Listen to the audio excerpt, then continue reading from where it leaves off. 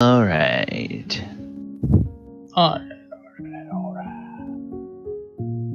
Hey, everybody. Welcome to the Walker of Waterdeep pre-show. The music you are hearing is from Pipe Dream Hits. You can go over there to pipedreamhits.com, and it's music made by streamers for streamers. You'll never get copyright strikes on your videos or live streams when you use Pipe Dream Hits, available on all of the streaming music platforms. And don't forget, if you haven't joined us before, I'll make the announcement a few times during the session today, now and at the break, and then at the end of the session. We have created a new community, a new Discord community, where players and viewers can interact between the sessions. So go ahead and put that platform link in the chat now. And players, welcome. How are you guys doing today? Living the dream. Living the dream. You know what? The weather's nice outside. It's a good day. There we go. Yes. Here, it's kind of hard to tell sometimes, but here in Florida, or in the Orlando area at least, the weather has definitely started to turn. The last week, the weather has been a little bit cooler. Highs have been in the mid to upper 80s instead of in the mid to upper 90s. We will probably get somewhere in October, we'll probably get the usual Indian summer where we have a... Whoa. You keep that quiet. I hate Indian summers are the worst. Yeah, so we'll get a week or 10 days where the temperatures will be back into the mid to upper 90s in October sometime. But then after that, it will continue to cool down, and we will have our fall season, which will last until maybe the second half of January, when we will have our 2 days of winter, and then we'll go into spring. And winter here qualifies as anytime the daytime lows are in the 40s. That is winter in Florida. When you see the people from Nebraska running around with t-shirts and shorts on, going, what? Yeah. Why are you guys wearing so many clothes?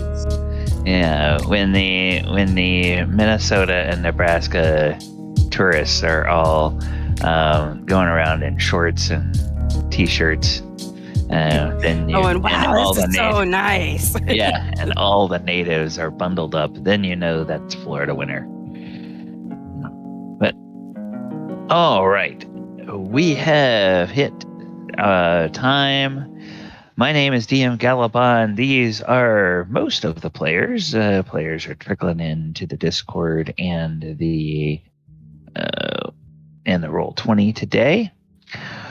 We are here for session 109 of the Walker of Waterdeep. And last time we saw our heroes, they were having a very nice dinner. At the home of Galapar's mom. And house presents. Yes, there was some nice tea and a wonderful tea set with a handmade chest or a forge-made chest, if you will, from Adamant. And then Elora and Enka brought along a lovely piece of jewelry from a very famous store in the city of Waterdeep, with a very famous box that is known as one of the most prestigious gift boxes you can receive in among the nobles in Waterdeep. So, and apparently Enka and Elora got some schmuck fired from his job when they were buying that, because they rightfully reported his rude service to customers. Yes, and the senior account executive decided, yes, well, that's just not up to our standards. Especially not probably got somebody out now for our hide. Well, who knows? Who knows? Between now and the next time you come to Waterdeep, that guy may level up and may take the place of the Xanathar and maybe gunning for you when you come when you come back to town. But we'll have to see how that all works out in another 100 sessions or so. But for right now, let's go back to our dinner at the home of Galabar's mom.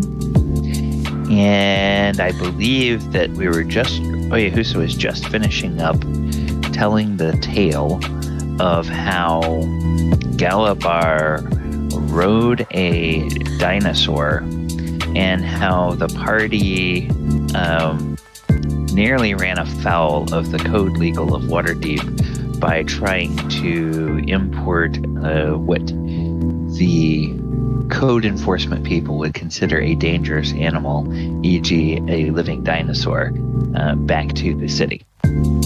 So Galabar's mom will say, "Oh, well, that is a very interesting tale, and Galabar, I'm so glad that you were successful in your races. I know that had to be very exhilarating, and I'm glad that you all did not run afoul of the code legal. Those people can be sticklers when they want to try to enforce things, and especially when there's been problems in the past that have resulted in people getting injured or killed. They usually have a long memory about things like that. They don't take kindly to people who flaunt those laws, whether they do so knowingly or unknowingly." So that was a story from here in Toril. Tell me of something that happened to you when you were off of Toril on one of your other adventures. Adamant, there must be something exciting that has happened when you had left Toril. Perhaps I'm not the best one to ask about excitement. And she looks at the rest of you and say, well, what about you, Lady Enka? Can you relate an exciting adventure from your travels? I joined this band of adventurers in Kamigawa, the place we were just before coming back here. So... Oh! I haven't been with them for very long yet to have too many adventures, and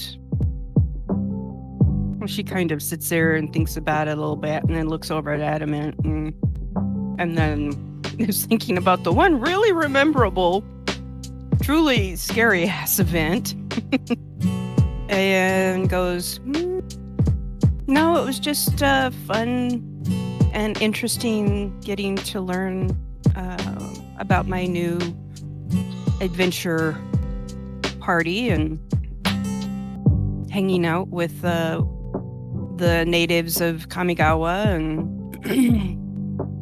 whatnot. So I'm rather boring individual. I'm sorry. I'm not your typical bard. Well, what can you tell me about this Kamigawa? Is it the place where you grew up, or oh no, where? No, it's not where I grew up. I traveled for a while with a planeswalker by the name of Tamayo, and she and I have been to many different planes, many different places, and just finally when we got to Kamigawa, I decided to rest for a while as she went on, and I decided to go to the university there, which is where I met this other group as they were getting ready to head off for an adventure. And since I had been around Kamigawa enough to know some of the customs and some of the language, I decided to go along with them. So... Oh, well, so you are a scholar then? Somewhat. I wasn't always a scholar. I started out life as basically they would call him, I guess, a country bumpkin.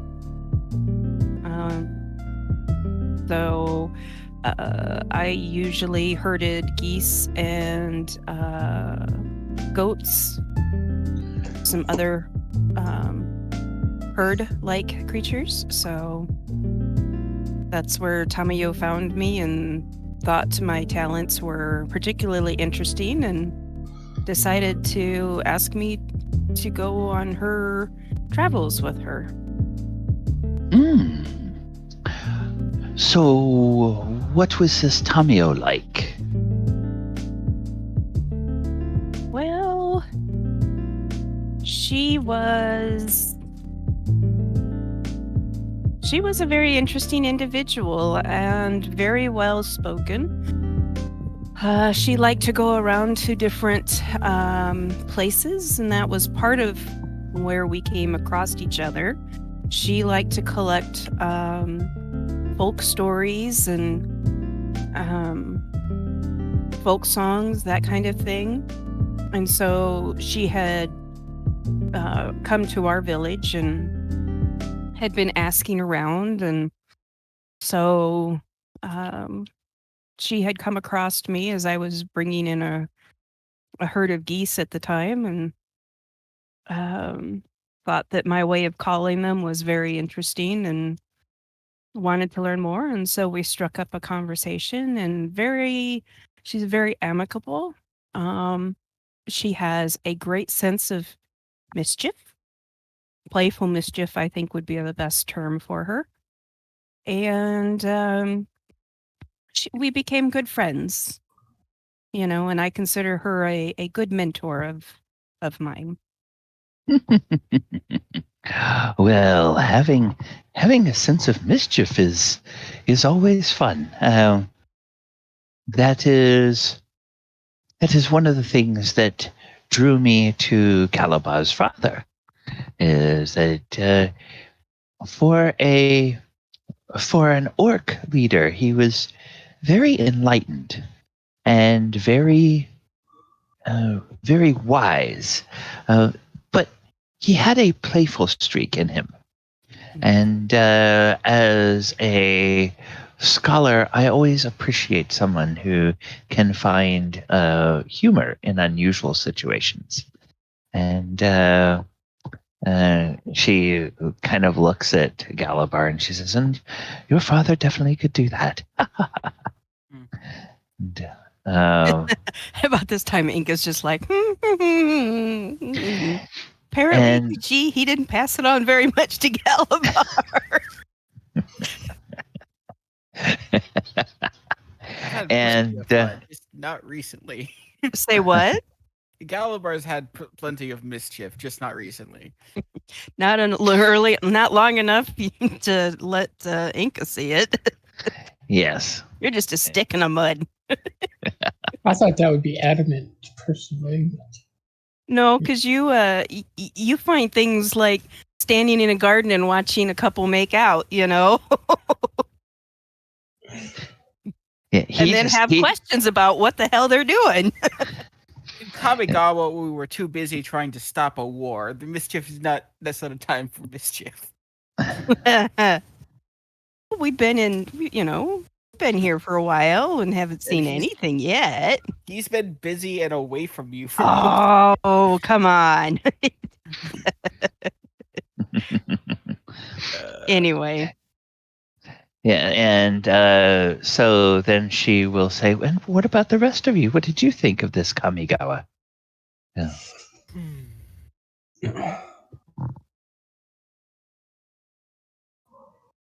I personally found it to be a bit chaotic when we got there, as there was a war going on.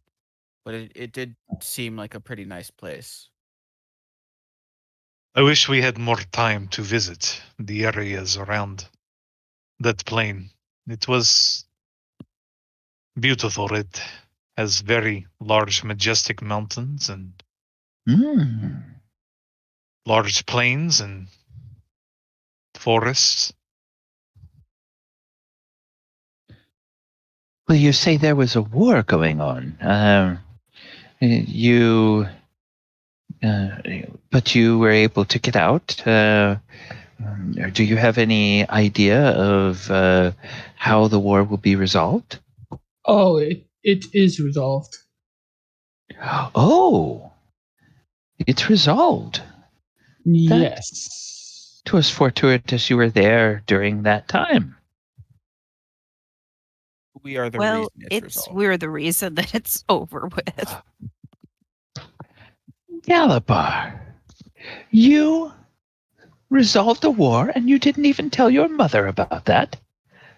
Now, come, Oussir, Adamant, you must tell me this story. How did this happen? How did this war get ended? Well, there was a marriage. Oh, a marriage.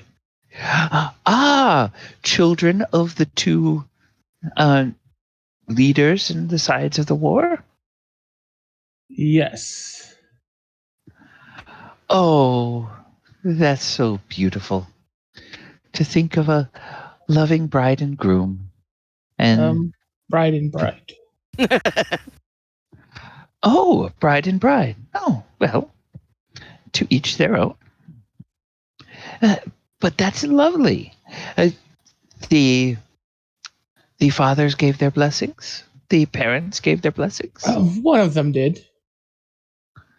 And the other is the reason for the war. Oh dear. He had stolen or kidnapped the other child, which started a 20-year war.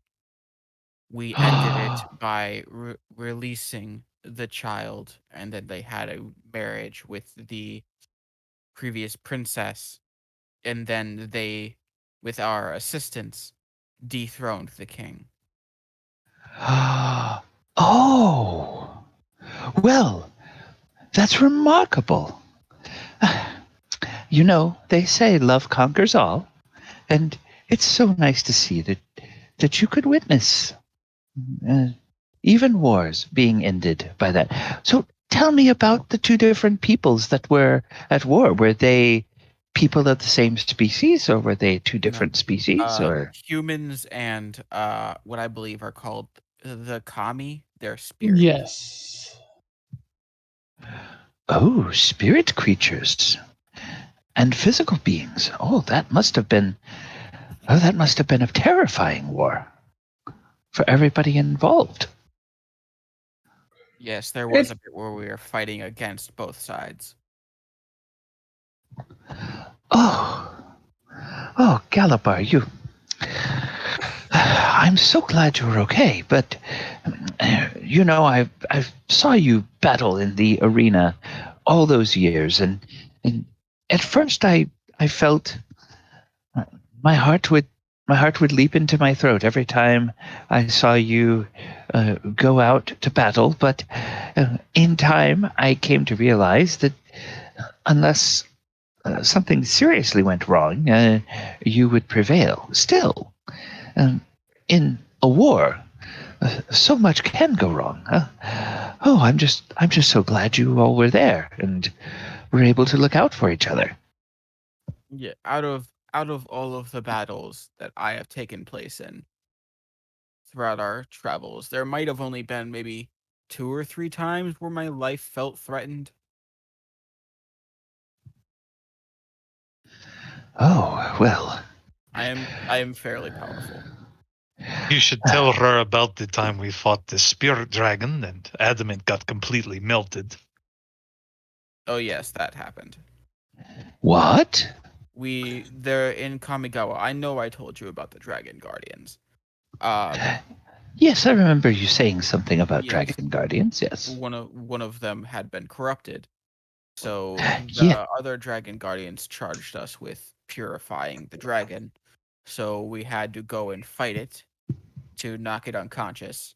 So we could do a ritual to purify it. That dragon was powerful, and it happened to momentarily defeat Adamant and Enka. Oh. But you survived, and you are here to dine with us. I'm so glad. The only reason we survived was due to. She kind of looks over at Adamant. Divine intervention. Quite literally, yes. Divine intervention. We didn't survive. Oh. You visited the afterlife? Yes. Yes. She kind of looks a little ashamed. Oh. Well, I have always believed that everyone's spiritual journey is a very personal thing, so I won't ask you to relate what happened if you do not wish to, but I will say I am... given a choice. Either continue or continue on with our journey to the afterlife or go back. And unfortunately, if we went back, we both lost something of ourselves, so to speak. And then, Enka, you can tell that as soon as you say that, she looks up at your head, because I think you had mentioned to her before that Adamant had crafted the horns for you. Yeah. And she looks up, and then her eyes kind of go wide, and then she looks back at you and she says, "Oh, my heavens, that's quite traumatic." It was, but we survived and went along, and we're here. We're whole. Possibly a little wiser. Hopefully. And returned with divine blessing. Or divine, at least, dispensation to allow you to return. Yes. Because I guess it wasn't our time, and we were given a choice if we wanted to continue on or rest. Should we stay or should we go?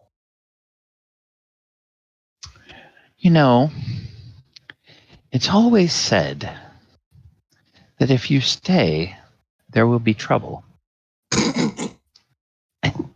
And if you go, it may be double. But Yes. Yes. But perhaps it had something to do with the manner in which you met your demise, that you had that choice. You say that they were spirit guardians of this realm, this Kamigawa, that entreated you to intercede and remove the corruption. Perhaps that kind of request would gain the interest or the attention of the gods.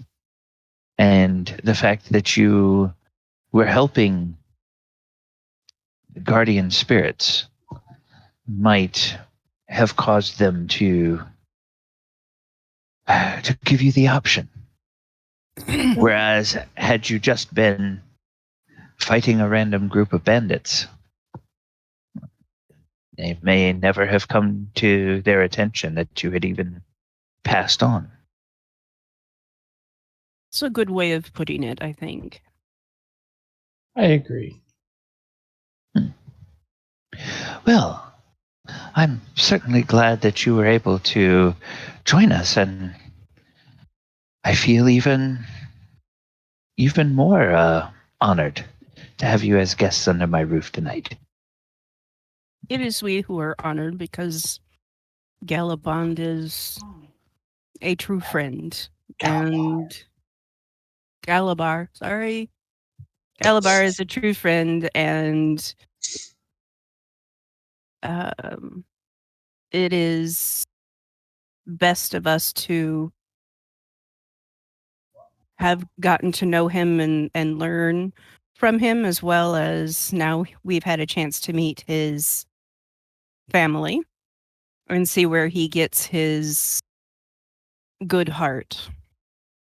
Oh, Indeed, it has been an honor to have you host us in your lovely home and to finally meet Galabar's mother. We have heard so much about you, and I can see why he loves you so very much. oh, thank you, darling, she says to Galabar. And You see Galabar's cheeks turn a little bit purple.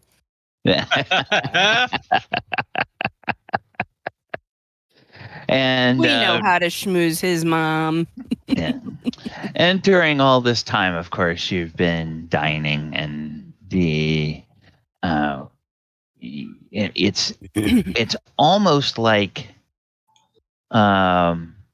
whether he realized it or not, in conversations that Galabar's mom had with him, she had kind of been able to tease out from his observations over time what each of you really seem to enjoy eating. And so the dinner that you have is very reminiscent and reminds you all of some of your favorite dishes.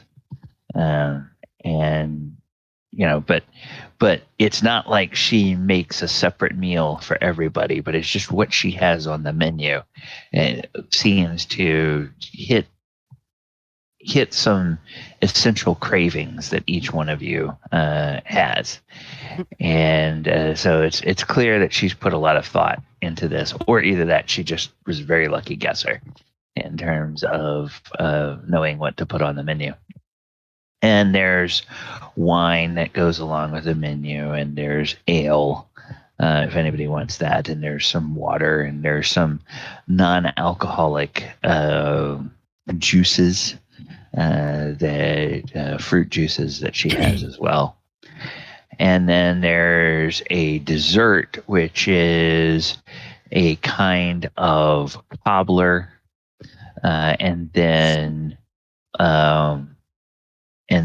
some frozen custard type concoction to go on top of the cobbler. Cobbler is served warm. The frozen custard is cold. And so part of the fun of eating that is the, sort of the temperature difference, and also eating that before the custard all melts too quickly. So you get, you guys enjoy that. And then after dinner, and when the plates are all cleared, they bring, the servants bring a carafe of coffee, Tea. and they bring a pot with more tea, or they actually bring a pot of boiling water, or water that's just shy of boiling, and a selection of teas. So people can choose to pour out whatever they wish. And it's clear that if none of you guys drink the coffee, the servants will probably drink the coffee. I would expect no less. Yes, why make it go to waste? Mm-hmm. And he reaches over and he grabs some of it and he starts to make him some tea.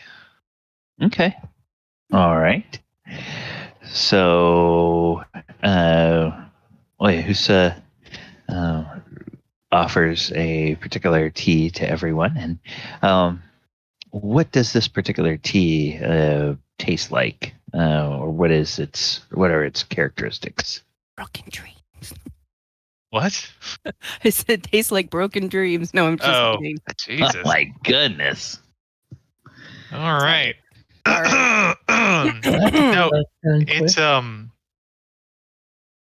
it's a nice kind of lemon raspberry sweet like mixture blend, like a nice after dinner kind of like dessert tea, if you will. Okay. And Galapar's mom sips a little bit, and she's got a nice little smile. She says, "Yes, this is delicious. So thank you very much." Did you say this is a tea from your homeland? Well, no, not that particular blend. I have collected many different teas from different cultures and societies as I have traveled.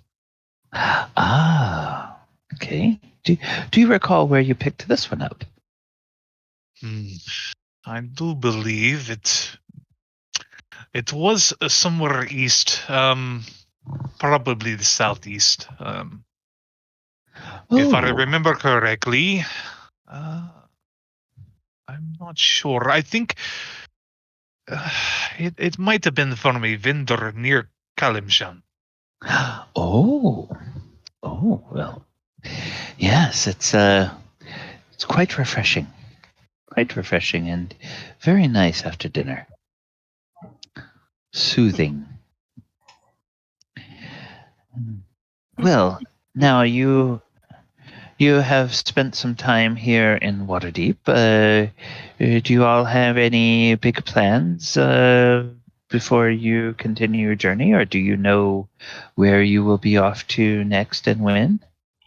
Not as of yet.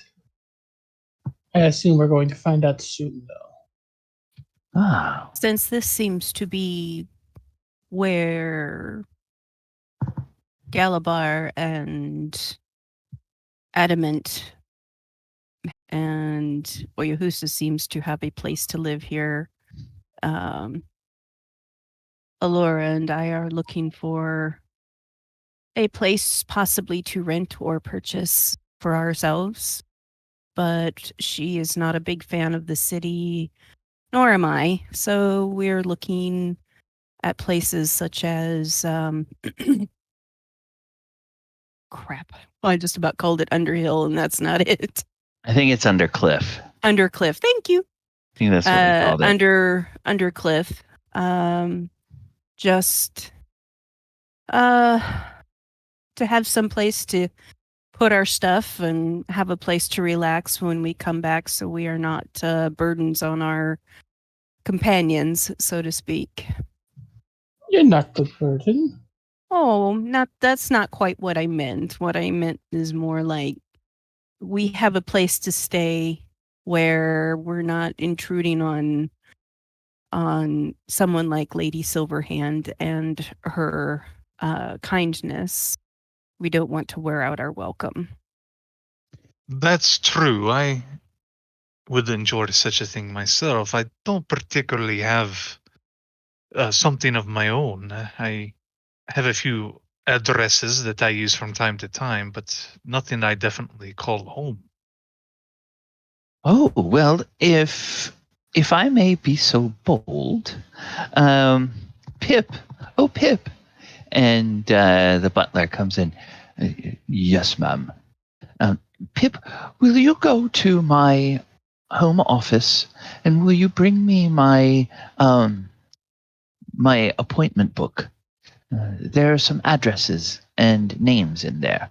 I would like to share one with the group. And he says, right away, ma'am. And he walks off.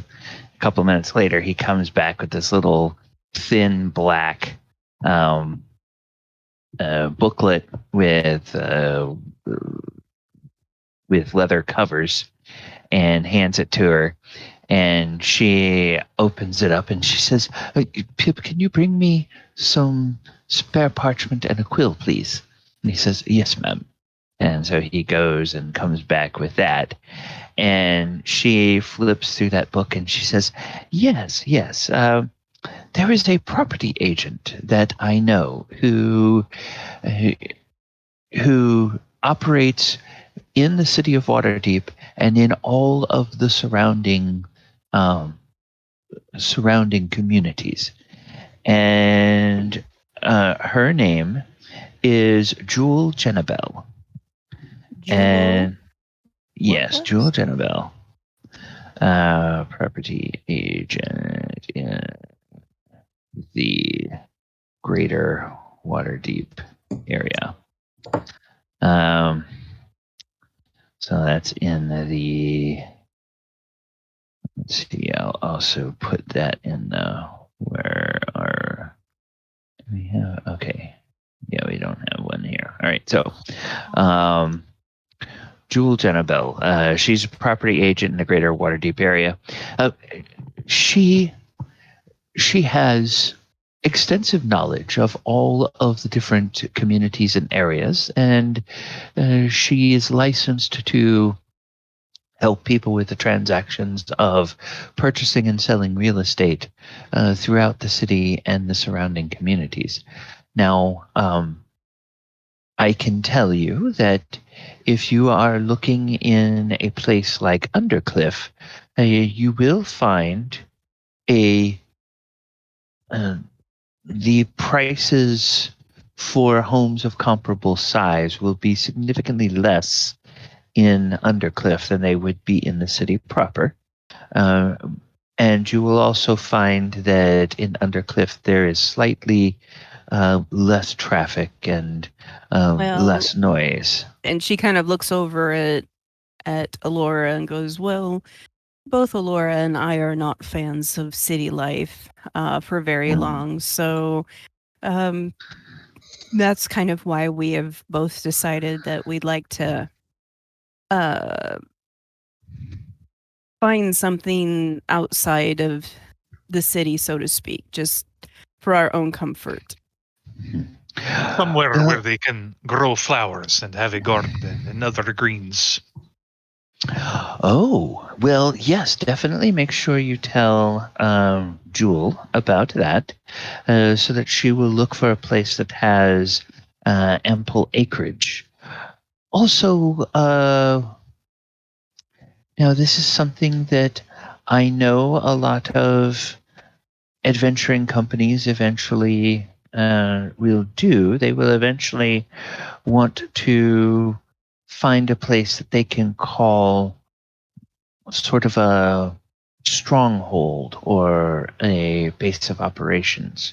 Would you be looking for a plot of land sizable enough to build something like that, or would you be thinking of this more as just a kind country of look resident? Over at the others with a raised eyebrow, as in, possibly inviting comment, but you can see that there's interest in her eyes.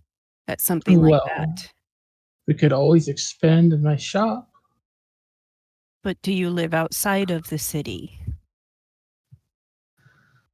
The office does not have to be outside the city, does it? No. If you you have an existing shop within the city limits, which means that you are somewhat restricted in at least laterally how large you can make your shop, and True. depending on the neighborhood, there may be some restrictions on how many stories you can build up. Well, why not build outside of the city limits where each of us could have our own, say, place to live within, but still be as a group? And she kind of like stumbles a little bit, like she's trying to fumble for the right words. Basically where we can all stay together as a group to be able to access one another's skills or whatnot at a moment's notice, but we all have our own place to stay and, you know, that kind of thing. That would actually be very kind of fun almost, but anyway, she kind of just you can kind of see her eyes kind of, you know, kind of glazed over a little bit as she's thinking, and you can see that there's wheels turning in the background. It's like, this is an idea. Anyway, so yes, we would like to at least look at the options, I think. Looking to the others to see if there's any feedback from any of them. I rather like the idea. Well, Jewel will be able to help you with all of the particulars. She can discuss with you costs of the different options, and should you decide to buy some just some open ground where you can construct something from the ground up, she can assist with recommending contractors and builders, the masons and the carpenters and the finishing, the people who do the finishing work and everything. That Are her will prices be reasonable? Oh, she is quite reasonable. She takes a percentage, of course, and I have even known that when she works with clients that have that wind up having a very high value transaction, she sometimes will adjust her percentage because she does not want to feel like she's gouging her customers. Well, that's good to know. Yes, she helped me find this place a number of years ago, and then she assisted me about 10 years ago with some minor renovations that I did, mostly work in the basement and a little bit of work on the grounds that I had done. She helped me find the proper contractors, and there was a family behind me who had fallen on hard times, and they had liquidated their estate. So I was able to purchase the ground that their house was on and have it demolished so that I could expand my own gardens a little bit. And she assisted me with that transaction as well. What happened to the family? Oh, they were involved in some unsavory dealings. I want to say it was the oldest son, got himself in debt, not only to the Xanathar Guild, but also to the Zentarum. It's bad enough Oh. being in debt to one of them, but being in debt to both was, well, that's just exhibits very bad judgment. And it wound up ruining the whole family. Once. That is unfortunate. Yes, but people sometimes go into these, and I have it on good authority. He went into that with his eyes fully open. He knew who he was dealing with, and he knew what the potential consequences were, but greed got the better of him at the time, and as his debts mounted and he could not pay them off, well, not only he wound up paying a very high price for it, but the rest of his family did as well. They were basically bankrupted trying to keep him from winding up at the bottom of one of the canals. I see. And the last I heard, they left Waterdeep altogether, bound for I don't know where. All right. Well, I mean, there's that. And now you have some beautiful gardens instead. Yes. It was seeing their house there was a painful reminder for all of us on the block. So, I had been very fortunate in being able to save some money from my the honoraria I received from several organizations with lectures that I give several times a year, as well as my salary from teaching. And I was able to afford to buy the place. And Jewel, as I said, she actually found me some contractors who also have ties in the neighborhood and realized they were doing us all a favor. So we got a very good rate.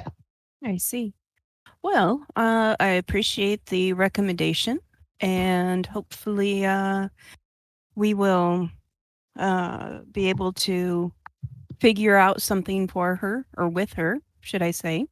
So, yes, I appreciate that very much.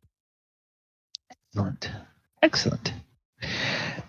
And so after you guys have been there for maybe somewhere between 3 and 4 hours, it kind of feels like the conversation has all wound down.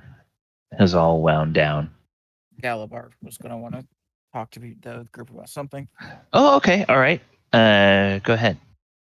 Yes. After we finished eating and everything, and that story was finished being told, Galabar will turn to the rest of the party, and he'll say, we have no idea how long this mission is going to take us. Do any of you at all have plans of something to do after we have finished this mission?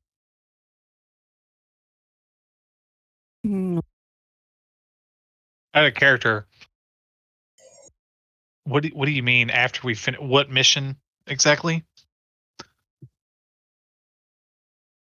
Our current mission is that we were essentially entrusted to the going to different planes and doing what we need to do and everything like that. Well, getting the parts to go after like the Gith and stuff. He's asking for your retirement plan. Oh, I yeah. once we're done, I can open up my shop. Well, no, because otherwise the only other thing would be for me to go back home and take over things for my family, and that's about it. You don't want to meet up with Tamio again? Well, that's if I can find her. You have to remember she travels, and it sometimes can be years before she comes back through. If I can find her at all, So for now, and besides, I'm not where she left me.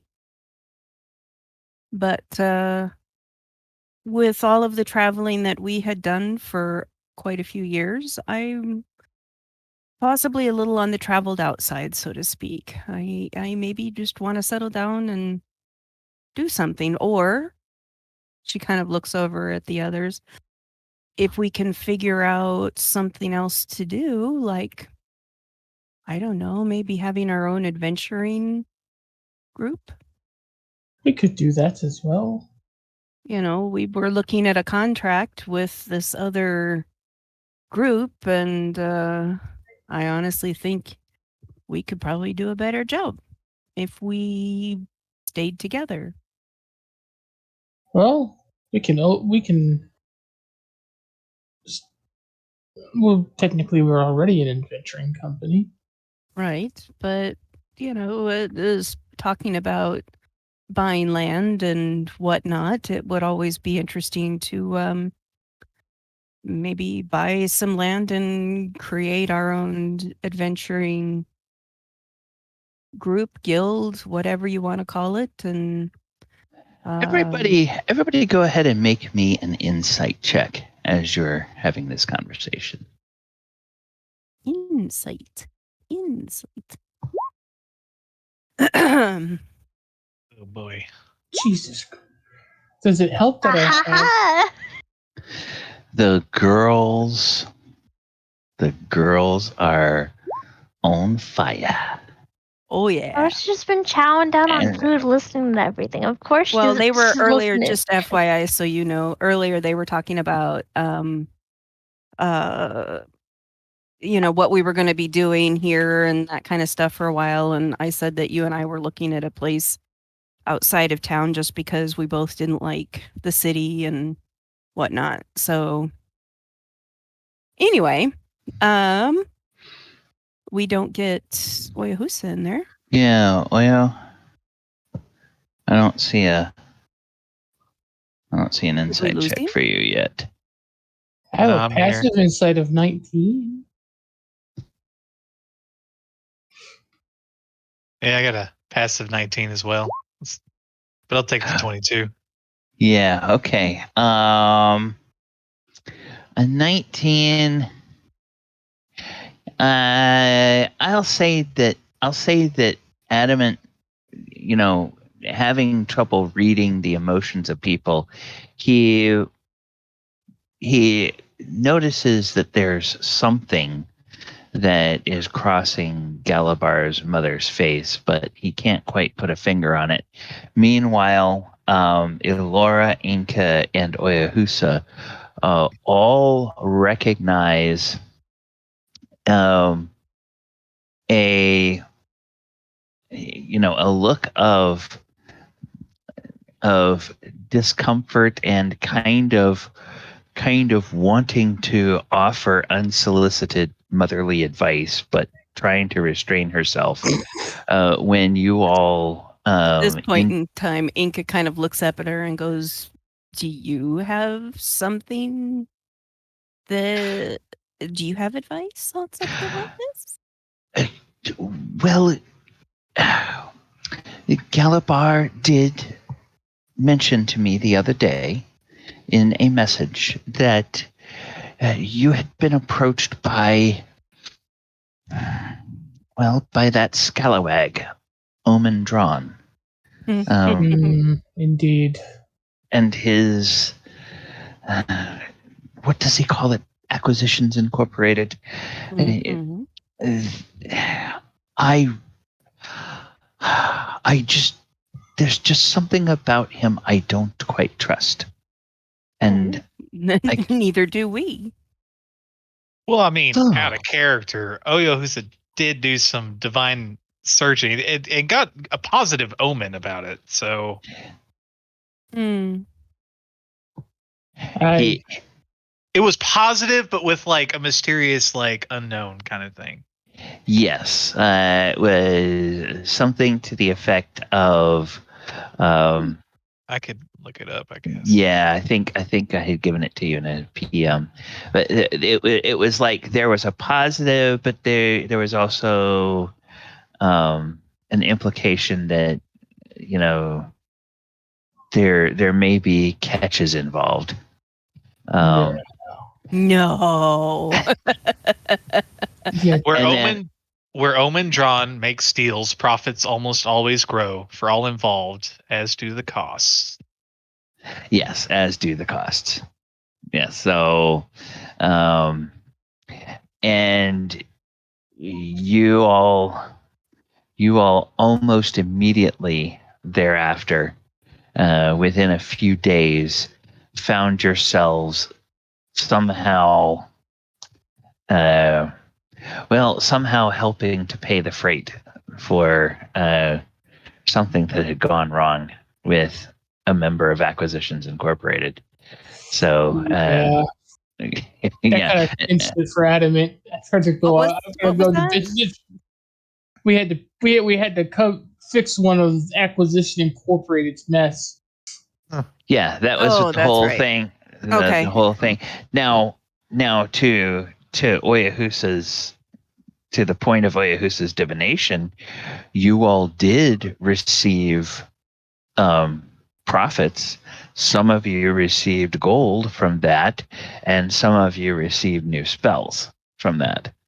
So there were an increase in profits, but there was also a cost associated with that. Yeah. Yeah, and I don't enjoy the thought of cost. Yeah. So that's kind of pulling back the curtain on, oh yeah, you get involved with them. This is the kind of shenanigans you're liable to be. You're liable to put up with. So, go ahead. Oh, I was gonna say, in character, Oya says,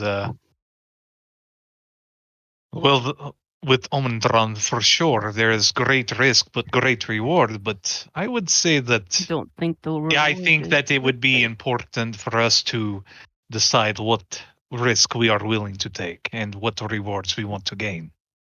Yes. I think it would be better if we went into business for ourselves.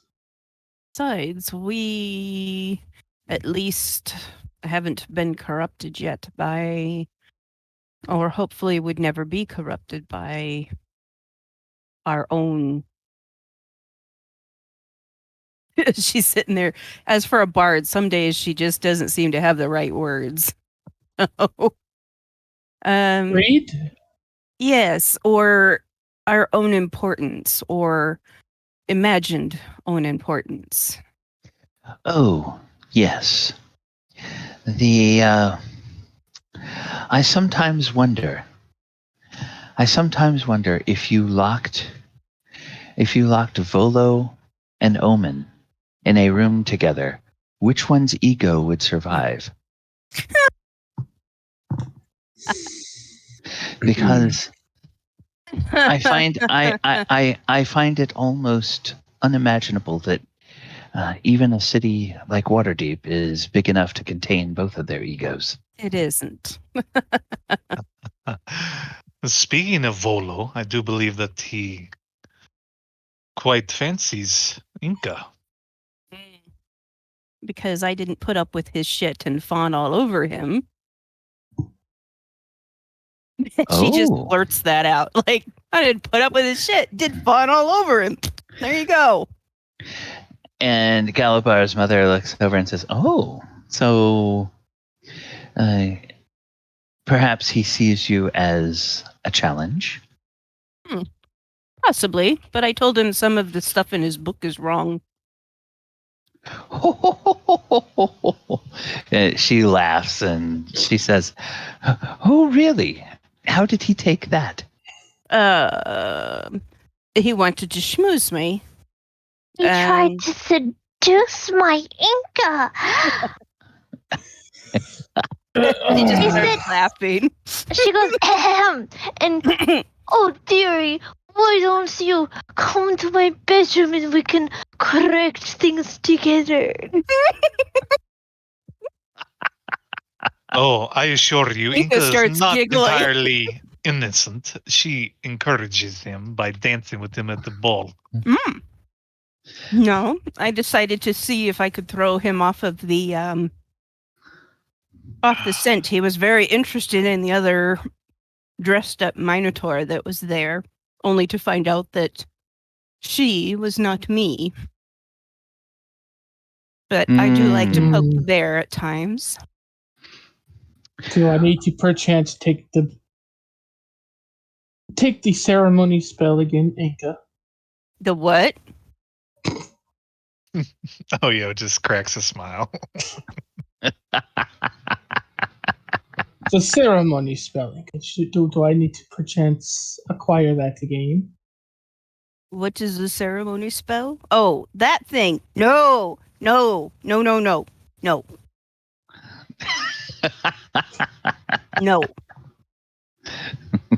If No. you ever threaten to do that again, I will dunk you in the bottom of a well and leave you there. Oh, don't worry. It's a few hours and too many drinks later of a decision.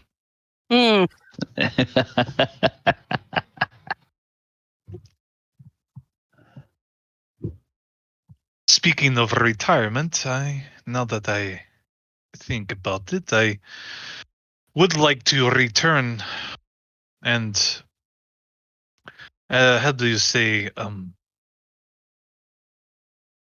make records of our adventures so that they are scribed in books. I don't know that I would want to retire.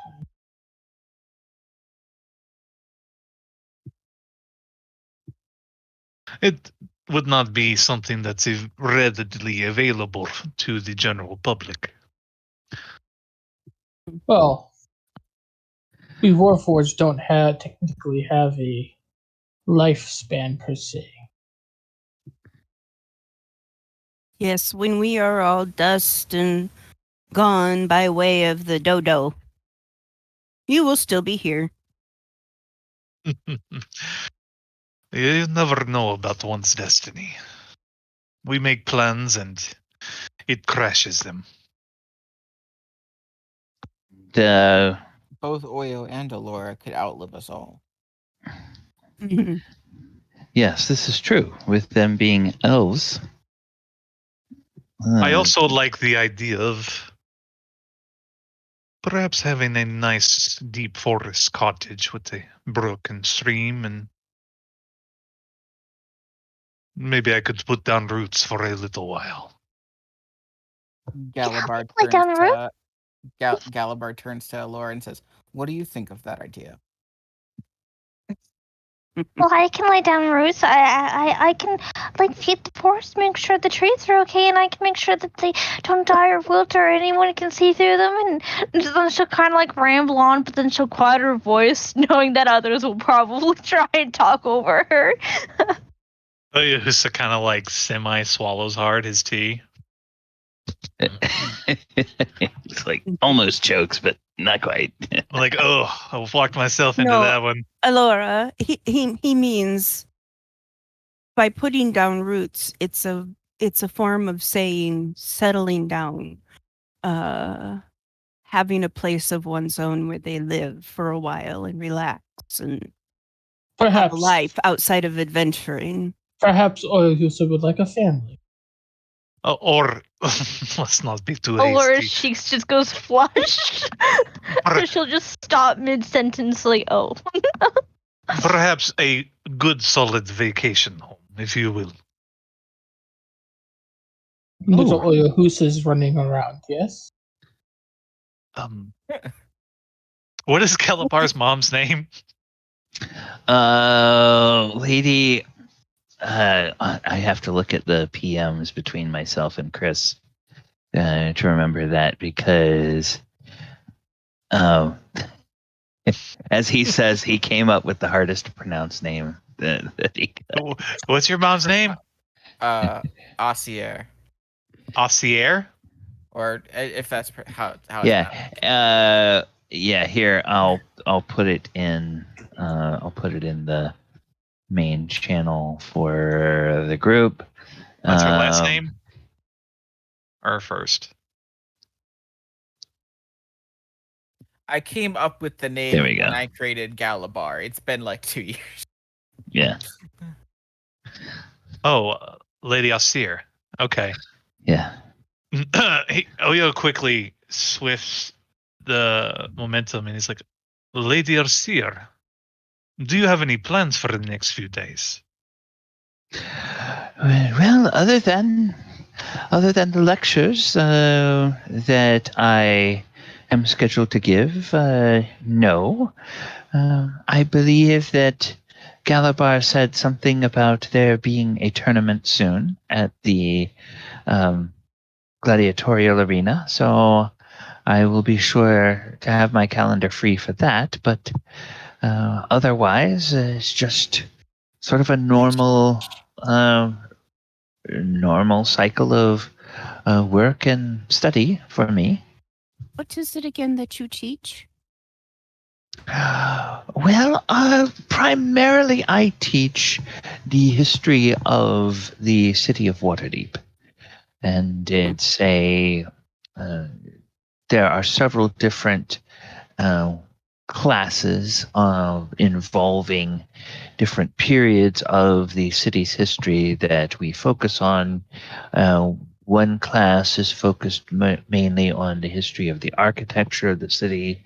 Another is focused on the history of the pattern of growth of the city, and another is focused on the different eras of the city. So, there's the whole, all of the legends of Hallister Blackstaff and the whole unsavory Undermountain business and whatnot. I see. Well, that sounds like you keep a very busy schedule there. Oh, I definitely try to. It's it keeps one very busy. It was in fact in doing research for the communities surrounding Waterdeep and the different races of folk that were involved or that were populating this area of the Sword Coast before Waterdeep was incorporated. That is how I met Galabar's father, because there were wide-ranging orc tribes all over this part of the Sword Coast before Waterdeep became established.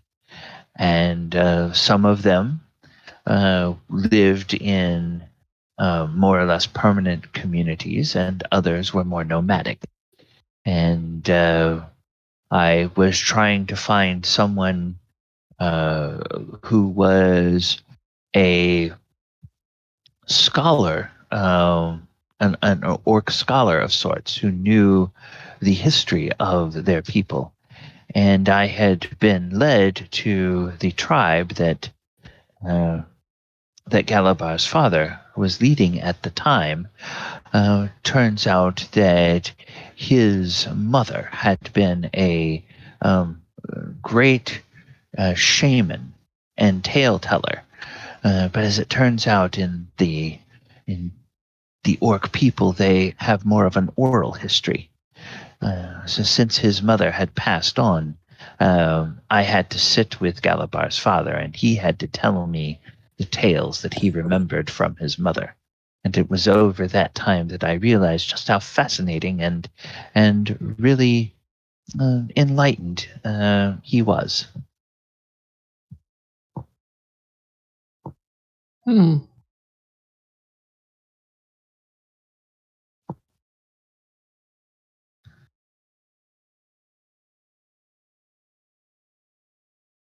And it just goes dead silent. Everybody's sitting there going, okay. That's Galabar. uncomfortable thinking about. Galabar just remembering his father. But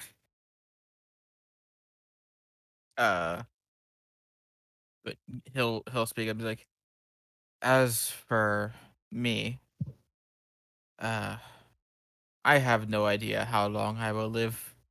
Now that I do not, I think I'm more half dragon than orc now. But orcs tend not to live more than 60 or so years.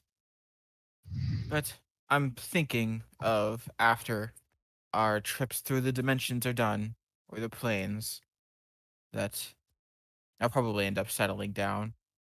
Although I do have duties with the the Paladins of Bahamut now.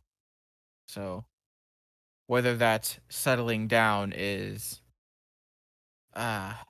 literally settling down on my hoard of treasures gathered down, or doing something else.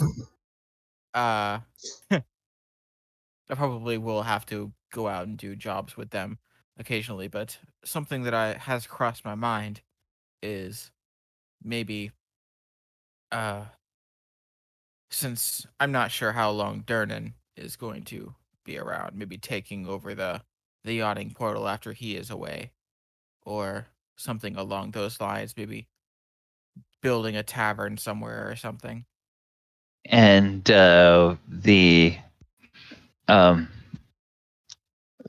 a smile that comes to Lady Aussir's face, and she says, "Oh, dear, I don't think Durnan is going anywhere anytime soon. It was not long after the collapse of Hallister Blackstaff's tower, leaving the great chasm, the well, leading into Undermountain, that Durnan came along as a seasoned adventurer, and he built the yawning portal itself. And he has been the bartender there. To look at him, he appears in every measure that is possible to tell.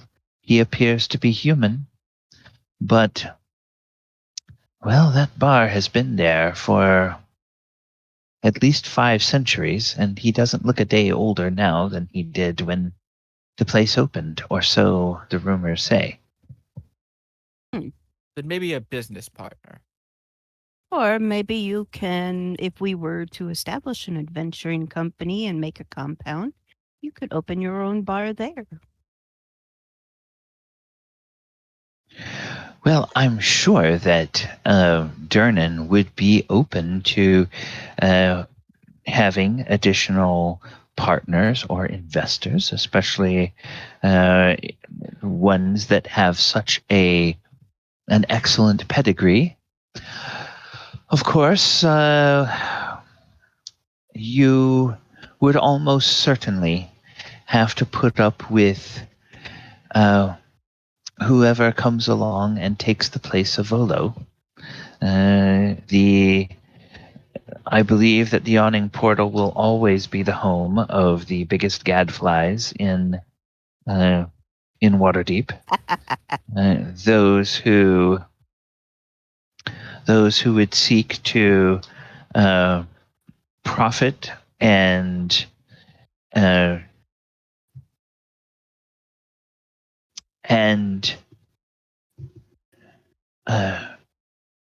expand on the tales of adventure and heroism that others have undertaken. That's definitely where you would find Volo. So, or whoever comes along behind him, because I'm afraid that for many centuries now, Waterdeep is going to be associated with the people who tell tales of grand adventure. So when Volo's time among the living is done, the next yarn spinner will come along and will probably take up the same stool at the bar in the yawning portal that occupies Volo most of the time. I have to admit, Garbo, that I like the idea of having a guild hall. Maybe you could work something out with him, and the yawning portal could be built upon and made much bigger, more extravagant. And of course, everybody in the city always wants to come there, and anybody who knows somebody usually meets there. Could be a great base of operation for us. Building a guild is a whole other thing. I just want to run a tavern. See, that way he could run a guild tavern, and that would be probably more up his alley. Right, Or that's he what I'm could saying. make an agreement with the yawning portal and open maybe an offshoot, a subsidiary of it. For those people. Franchise. A franchise. Possibly. But that's again up to the owner if he would want to make that type of an agreement or Yes. arrangement. But there's so many things that could happen between now and then. So let's just say that it is a good idea, Galabar, and one that hopefully in the future we can help you obtain. I think it's Galabar and Enka. It's either Galabar and Enka or Galabar and Elora.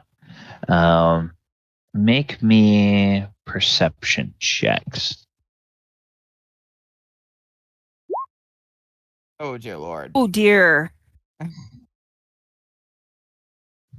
I'm too busy thinking to see. Wow. Okay. Yes. All right.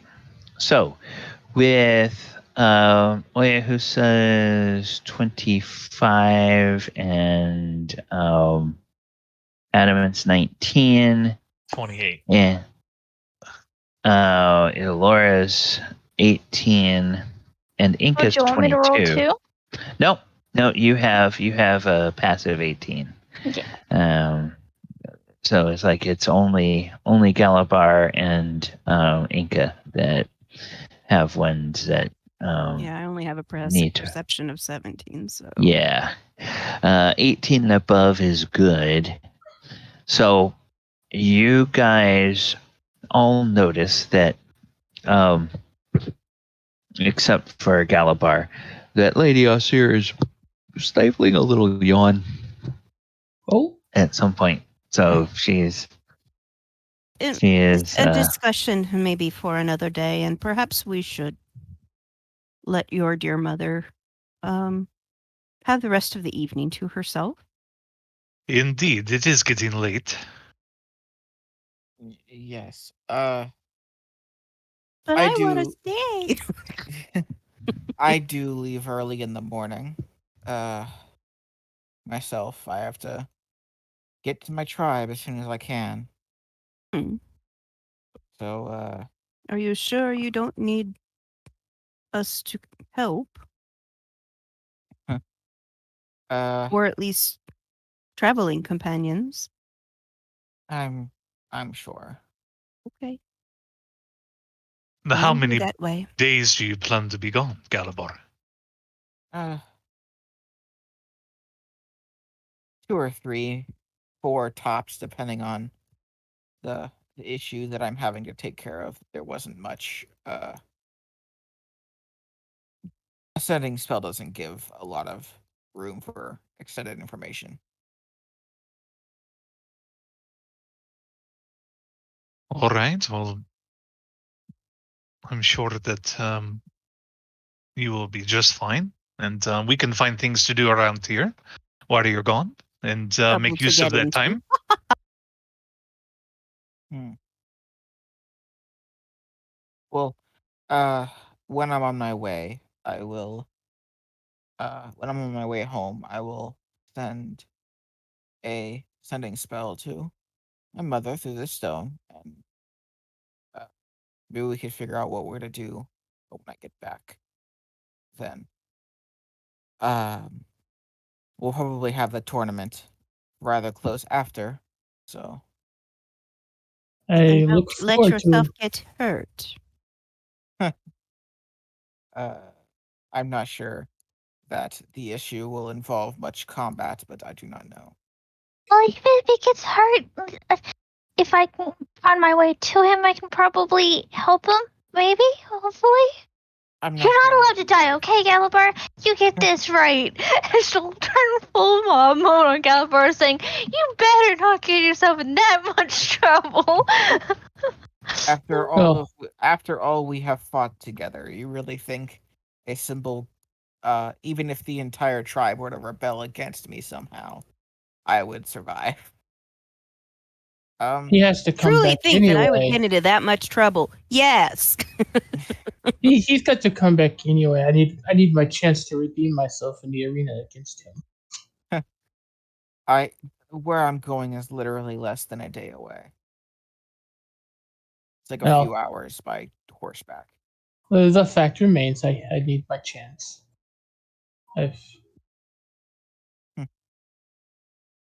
You are stronger now, but so am I. Well, And it won't be a fist fight this time. No, it won't. that sounds ominous, but I believe that we should let ourselves to the door and thank our great hostess for allowing us to enjoy an evening in her company. Well, it was wonderful having you all here. I'm so glad to get a chance to spend a few hours with you. And please do contact Jewel. I think we shall do so tomorrow morning. Yes, she will be able to help you all find what you need, whether you ultimately decide it's just a little place that you two ladies want as a little retreat, or whether you are going to ultimately decide to build something more substantial for the entire group. Sounds And like fun to me. Everybody stands up, and she escorts you all to the door, and she gives everyone a motherly hug. Adam And is careful not to step upon her toes again. a motherly hug, and the little the little sort of European style faux kiss on each cheek, and then tells you all to be safe, and then Galabar presumably is there at the door with her as the rest of you all leave. And then as you go up to your room, Galabar, she will just urge you to be safe in your travels, and to give your sister her love, and she does hope that you find a resolution to whatever is going on at the in the tribe. Before he leaves, Adamant gives Galabar a pat on the head. See you soon. Yeah, the raise. Okay. He's really tall now. But, it doesn't matter. He still does it. Who's comes up afterwards and he kind of gives you one of those like Spartan handshakes, and he says, "Enjoy yourself, but be careful." As I said, I'm not sure this encounter I'm going to will involve any actual combat, but I am always careful. As careful as I need to be. And then he politely goes up to his mom and he kisses her hand and he says, "Thank you for a very lovely evening." Oh, well, thank you, Oyohusa. And she gives a little curtsy. Yes, thank you for having us. Oh, it was my pleasure, Adamant. Oyohusa, as you go down to after you kiss his mom's hand, you hear in your head Galabar casting the message spells like, "Save your kisses for Elora." Oh boy. Bad the rest of us can't hear that. Mm-hmm. But do we happen to notice if there's any flush upon his cheeks? You dream. Okay, insight. Let's go. Okay. He wouldn't even know he's getting a message. So Yeah, you guys wouldn't know that he's getting a message. So yeah. Gilbert's like, "Don't kiss my mother, you lech." kiss. Oyohusa's just being very formal and charming. Come on now. Sure. Yeah, it's clearly one of those very courtly type of things where you would kiss the hand of like a countess or a duchess or something like that. That was receiving you. Well, he doesn't know her well enough to like give her Right. a hug or something. So Right. Oh well, you will kiss her, and she will give a little curtsy, and then before you can step away, she will just give you the same sort of embrace she's given the rest of them, and it's very much a motherly style embrace, and then her scaly cheek is up next to yours, and you hear her do this mwah mwah, on either side. Oyohusa secretly melts a little inside. Such a class. As he's never had such motherly treatment before. I think Galabar's the only one in the party that at least has like a parent that is not bad or dead. We're trying to hunt him down and kill him and slave trying to hunt him down. Yeah. I still have parents. At least my parent Pat died of old age. Yeah. Nope, I still have parents. Oh, can I speak to Pip for a moment?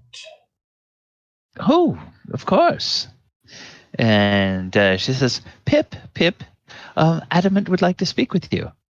And Pip comes over and says, "Yes, madame." And then he turns and he says, "Yes, Master Adamant, how may I help you?"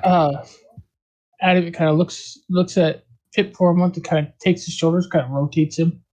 When was the last time you were maintained? I get regular maintenance every 6 months.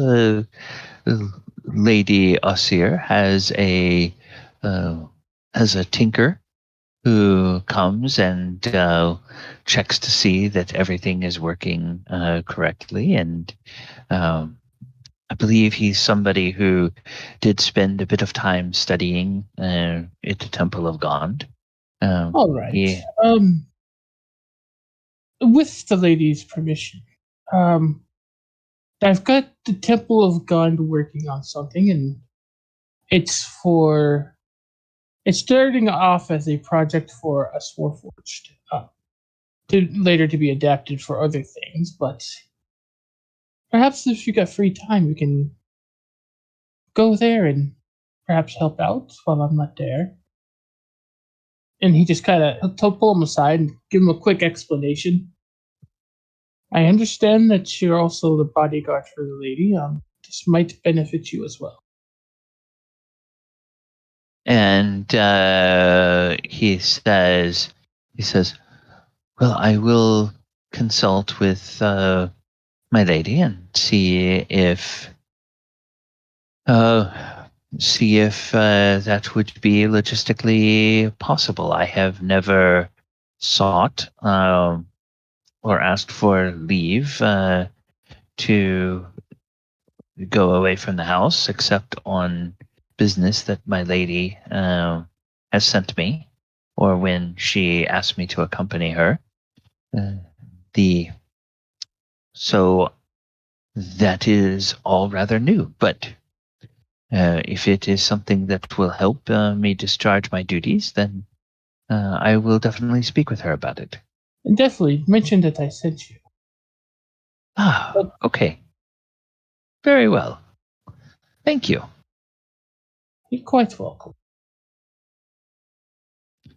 And as thanks for sharing your wonderful oils with me, he reaches into his pack and pulls out one of the oils from, I think he got some from the Aki, and he holds that out. I'll give this to you.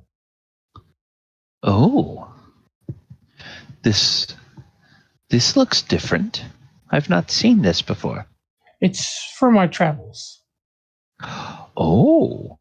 Okay, well, I will treasure it and partake of it, and my memory circuits will think of you and your companions. It's always nice to meet one of my own. Yes, indeed. There are not many of us here in Waterdeep. You have a wonderful night. You too. And so then I guess Adamant will go back to his forge. Galopar will go upstairs to his room, and the other three, well, I know Elora and Enka will return to Lady Silverhands. Oh yeah, who's heading back there tonight, or going to one of the other locations he has? I guess once they get outside, he'll basically summon for his, I guess, the carriage he came in, and he'll get in it. Okay. All right. What were you gonna say, Ivy? But whenever Elora leaves and Galavar's mom's goes to give her a hug and then the two kisses on the cheeks, Elora will just stand there very awkwardly until she kind of looks at her mother's hand, just grabs the hand and then just pats it on her head and says, "There you go," and then walks off. Oh, She's just adamant showing of affection. That's awesome. That's how she's used to everyone else in the party showing affection to her now, Adamant, even if it's Galliper or anyone. I don't pat you on the head. I think you have once or twice. Adamant has spoiled her. She likes that pat on the head. Meanwhile, you just left his mother going, "What the?" Yup. All right then, she's a little on the kooky side, and we'll just keep going right along. Then Elora will walk up to Enka and say, "Are we gonna go house hunting tonight, or are we gonna do that tomorrow? Or are we going to just go back to Lady Silverhands, and then I have to deal with Lady Silverhand, and she still might be upset at me, even though you said you took care of it." No, it's fine. You're fine. We're gonna go back and have a nice evening to sleep, and then we'll get up in the morning and contact this individual that Galabar's mother recommended, and we'll see what she has to show us. But I'm sure maybe we have a few other things to talk about as a group. Who knows? Maybe we can make an adventure out of it tomorrow. Perhaps. Speaks up. Are you ladies want to ride with me, or are you going to walk, or get your own? Laura wants to ride with you. She's more than welcome to. I can walk. Marvel friller eyebrows, like Inken's. So you wouldn't be coming in to fry? I don't mind Um, a good breath of fresh air at night. We have so- been on our feet all day. Get in there. She'll kind of point out and almost cross her hands afterwards. Perhaps come and get me before you go see the agent. Well, that was Okay. kind of the plan. Do you want to come tomorrow? Or do Yes. you want to maybe meet up for breakfast, even though you don't partake of I breakfast always so much? feel so awkward standing around while eating. Come and get me after. Okay. Well, what I was thinking is we could have a discussion while the rest of us eat breakfast, maybe, Well- about thoughts of things discussed this evening. Fair enough. Come get me in the morning then. I'm going to be spending the night cleaning. All Oh, right. how's the plant doing in the forge, by the way? The plant in the... Oh, it's fine. Elora kind of like slowly at Evan, like, what do you mean fine? It's fine. Adamant? What? I watered it. I don't know why you put it on the floor, but I watered it. Okay. As long as it gets water. Well, you'll put it over a source of fire. Intense Show fire. us some love too. But it's going to dry out. L'Oreal kind of like wiggling hands a little bit, saying finger waggling. And she'll kind of go into the carriage. Oyo helps you and up, and are you coming, Inka? Well, if I don't, I'm sure somebody will get cranky with me. Yes, Hey. very much so. She screams from inside the carriage. See? He offers his hand to you. She Well, come takes on it. then. All right, all right. I was just thinking I could go to the yawning portal and torment Volo somewhere. But I need my rest. He's so fun. To tweak his nose, it's hilarious watching him sputter. That's a very nice bright red too. Oh, yes. Very much. I've- Maybe that's how he got his contracting deal with the books. Just being flushed and being, oh, tee-hee, let me sleep with you, with someone other. I've said this before, but you give Volo too much of a hard time. I particularly like the old chap. But he's so full of himself. It's pathetic. Somebody needs to take him down a peg or two once in a while. Dish Did you out know his own he medicine. just thinks he can go and sit anywhere he pleases. He took your seat without hesitation. That was your seat. Even though you That you left never us. returned to. Yeah. You just left us there. I'm still mad at you at that, too. You just left two females to a bar filled with a lot of weird individuals. Well, I was a weird individual. But, anyway, you left us there all by ourselves. Even though we can't take care of ourselves. But besides the point, Is she talking to Oyo? She's just kind of rambling at this point in She- time. Is she going off on Oyo a little bit? Or is she Yeah. just speaking out loud? Yeah, I think so. I think she is. It's going off on you. Well, perhaps tomorrow evening we'll make up for it. Oh. And he kind of looks off outside of the carriage. she'll just go flush and just go quiet and then she'll look down. And the But carriage. this time Oyo or Enka is like, okay then. All right. So she looks out the window like, okay, I'm not getting involved. No idea what that was about. Why not? Get involved. It's more fun that way. Oh, come on, Inka's already got involved so many I know. times. Well, if he's got plans that she doesn't know about, she's not going to step in his way. The carriage wanted- bumps. Oh, He just go ahead. he just wanted to implant that in her mind, so it just like eats away at her for the rest of the night and all morning and then You're all day. So mean, because I'm the one that has to stay with her, not you. It's like that little tease. Yeah. That's what he is, a little tease. Well, no, I just know how to build up passion and suspense. Oh, that's what you call that. Uh-huh. Okay. The carriage rattles and bumps along over the cobblestone streets of Waterdeep, traveling from the noble district back towards the castle district and leading up to Lady Silverhand's estate.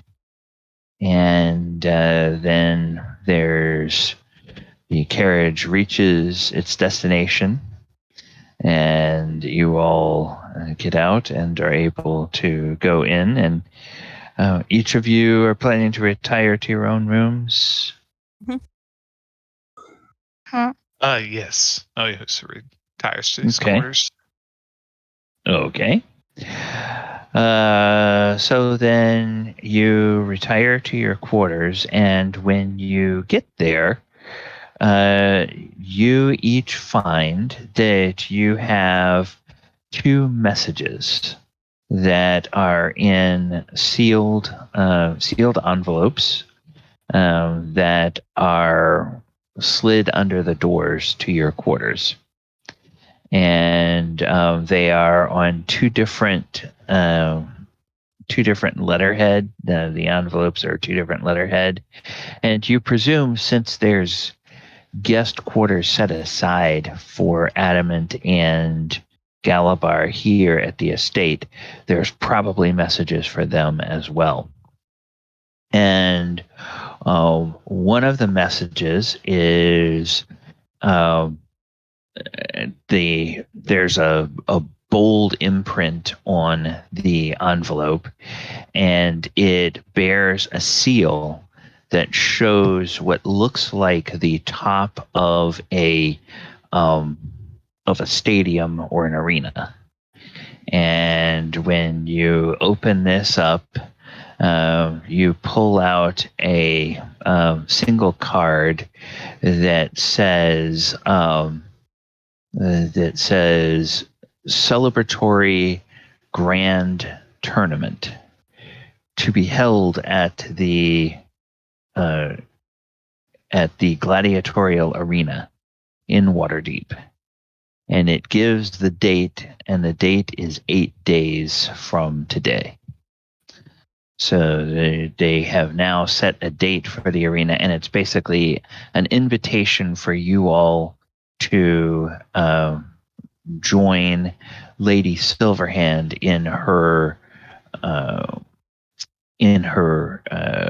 what would be kind of like the presidential suite, but it's the special box set aside for the leader of Waterdeep. So you all have invitations to be in her box for that. And then the other envelope has the seal of Lady Silverhand herself. And the front of the envelope bears the marks of the government of Waterdeep. And when you open that up, it is an invitation to, or a notice. It's not an invitation. It's a notice of a meeting for the ambassadors, the off-world ambassadors, to be held in a 10-day at the conference, the main conference hall at Silverhand Estate.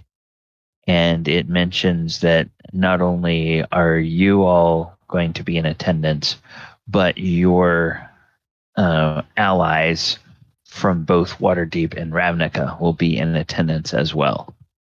And so it means that in 8 days from today, the tournament will happen. 10 days from today, you'll have your formal, basically, notice of what's coming next. So that's just sort of in game time where we are at this point. Okay. Okay. So before I go to bed, I will pen out a note to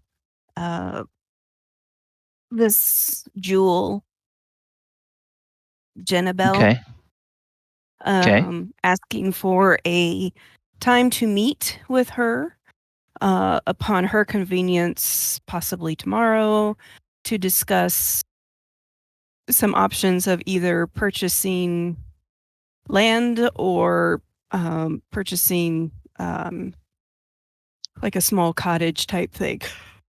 That we're still trying to decide what we want to do, but to get to meet her and express what we are looking for, etc. ad nauseum. So Okay. All right. and then set it off to the side or go out and put it on the tray or whatever for it to be delivered first thing in the morning. Well, you all notice or have noticed that, and somebody would have told you, within each of your rooms, there are several little, very elegant sort of silk pull handles, and one is near the bed, where it's a pull handle that you kind of need assistance or you want food.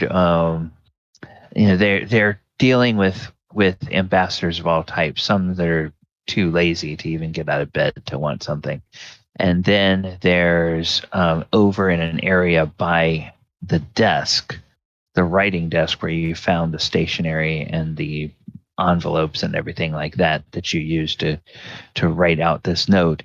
There's another little pull handle there, and you're told that any time of the day or night that you need something, you can pull on one of those, and a servant will be along momentarily. So she you doesn't want to can disrupt anybody. She's just kind of like, this isn't, she's probably tried to find out if there's a place that she can just set that for it to be picked up in the morning and delivered. Yeah, the procedure is there are people on staff who are supposed to cater to the needs of the guest. So it's not disrupting. It's not disrupting them. It's allowing them to do their job. Oh, brother, don't be telling me that crap. No, I mean, they feel guilty.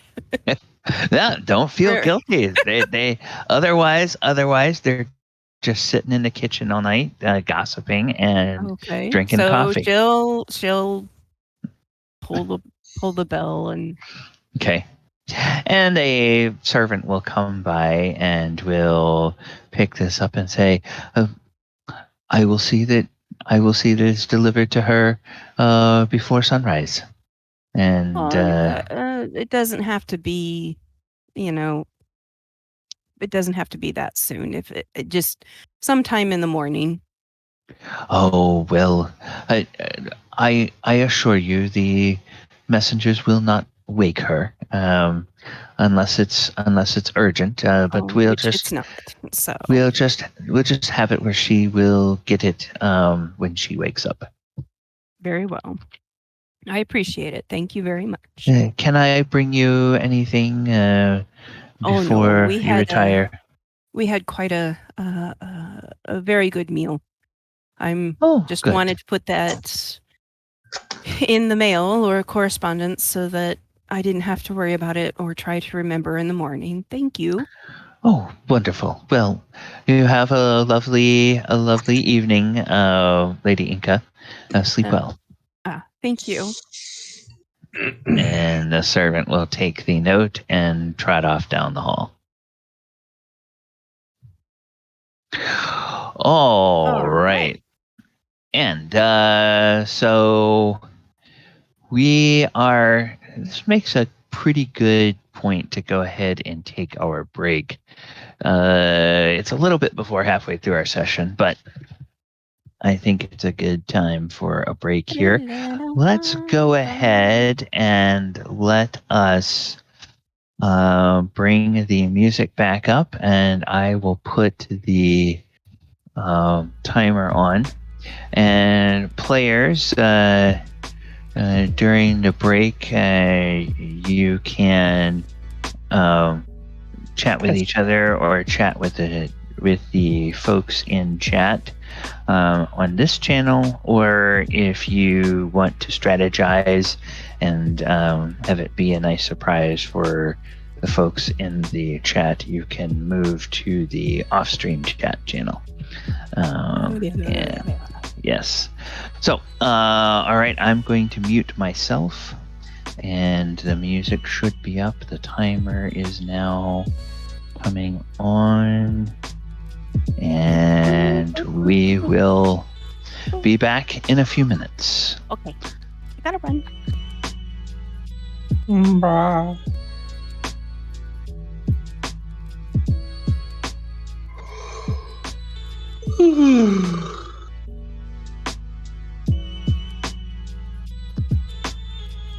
What a nice dinner with Galabar's mom.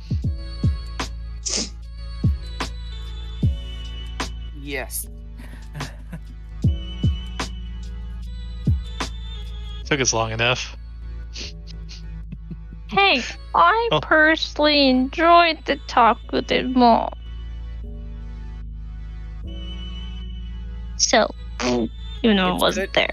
there. It's good for at least one party member to have a good, close relationship with a family member that is still alive and Oh yeah, being contacted. I was being serious. Yeah, I know. I just outlived mine. I don't know what you want from me, but he's not your typical, my parents died in this tragic attack. It's like, nah, he was just old.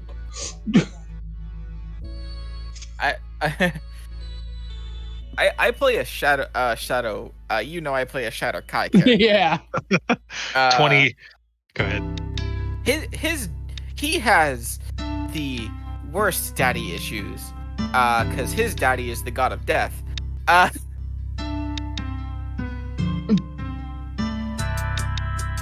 mean, better than Law. Law is his parents.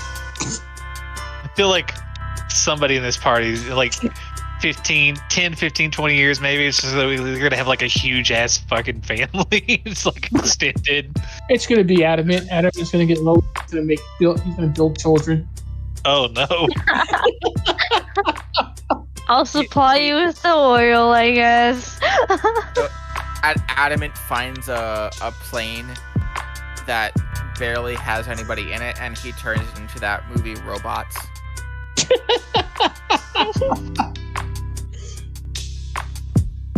Right? Okay. Gets an ego and starts monopolizing oil. For real though, I did really like the idea of like the whole like big forest cottage kind of scene. That's more my speed. They could do a guild hall in the forest. I mean, Well, I mean, no. This would have to be somewhere like personal. Galabar isn't. For Oyohusa, it would have to be a You place just of don't- peace and refuge. What? you just don't want Adamant out in the forest. That's all it is. Well, I mean, I'm pretty sure nobody wants Adamant out in the forest. There Yeah, would no definitely not longer- Elora. It would take 1 week, and there would no longer be a forest Yeah. or a guild hall. Either that or he would be frozen and we'd be seeing him going, oil can. Are you gonna stop setting fires? you're gonna have Forest cleric. a strict no fire magic rule when you visit him, when you visit Oyohusa. Or Elora and Enka. Yeah. Now, Adamant, remember, no fire, but I am fire. Oh, No, but Galabar has no intention of running or being part of a guild. when he retires, he is going to, like,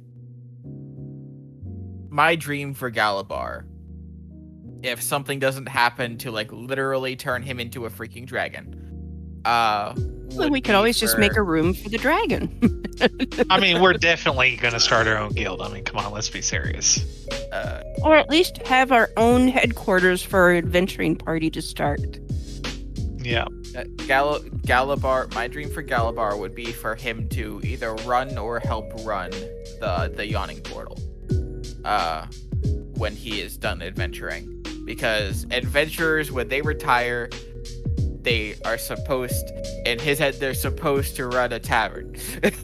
Well, perfect. We start our own thing, and then we merge with the Yawning Portal, and boom. Then you take over Durin. You know, the Yawning Portal is already a thing that does like quests and stuff. Well, yeah, but maybe we expand upon it. It's D&D, right? Oh, as we may Whatever the hell we find want. some other place or plane that we decide we want to,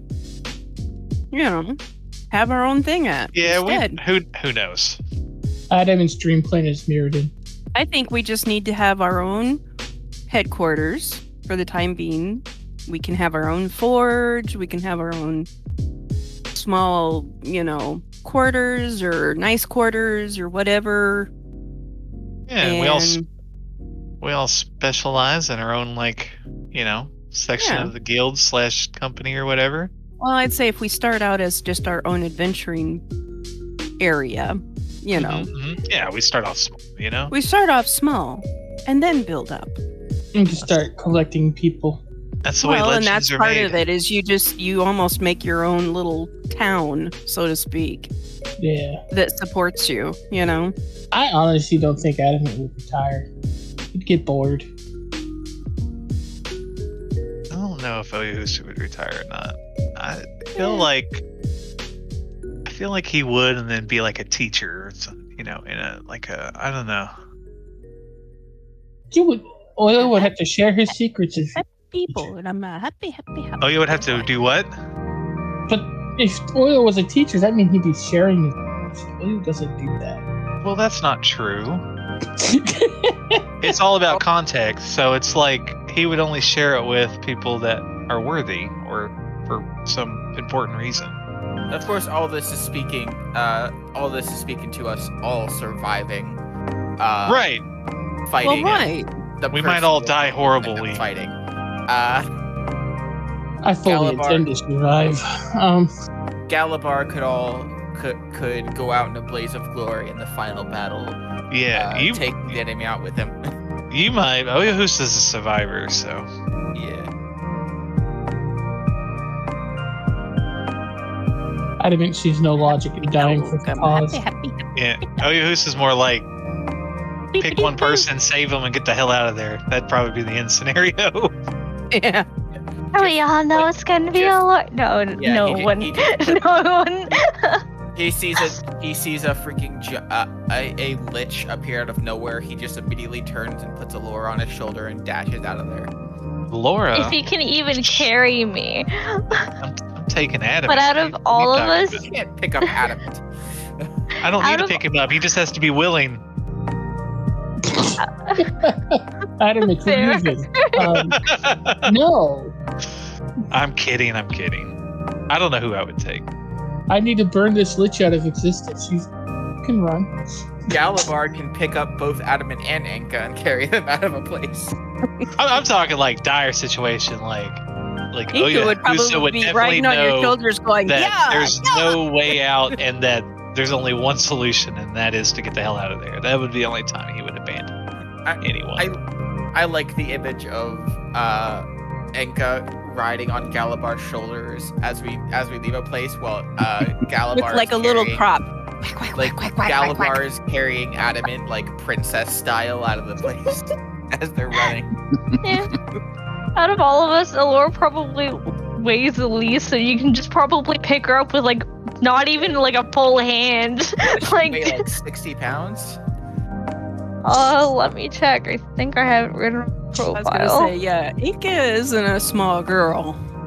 She's like 350 pounds. Yeah, she a big girl. For some reason, it didn't transfer, but I do believe she weighs like 110, something like that. So compared to everyone else, nothing. Like she's like 120. Yeah. Yeah. 110, 120 soaking wet. Yeah. Yep, pretty much. Galabond, I sent you a message in the. Okay. Happy boy. All right. Happy boy. So Adamant is going to go home, and he is going to clean. This place hasn't been cleaned in a while, and he's used no resources, so he doesn't really need.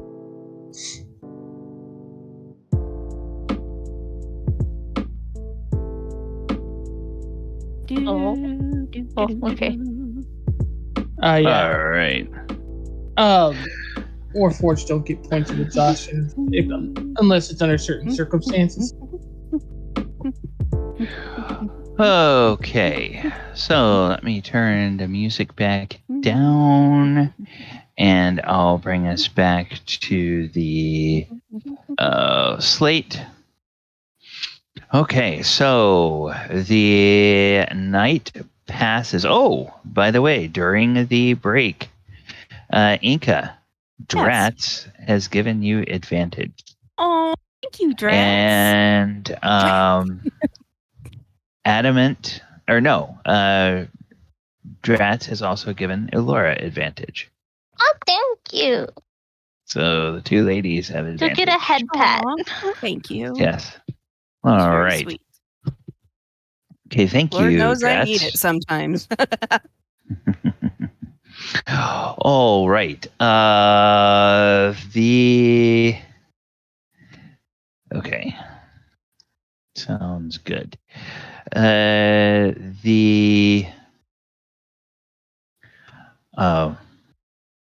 Whoops, what am I looking for? There we go. That's what I'm looking for. All right. So we get up the following morning, and most people are waking up at Lady Silverhand's estate at some point, either before or after breakfast. Adamant will arrive, and you can begin to have a discussion with the four of you about what you want. Oh, that's right. I would have also sent, would have left a note to have Adamant brought to the Lady Silverhands in the morning. Adamant would show up covered in dust and cobwebs.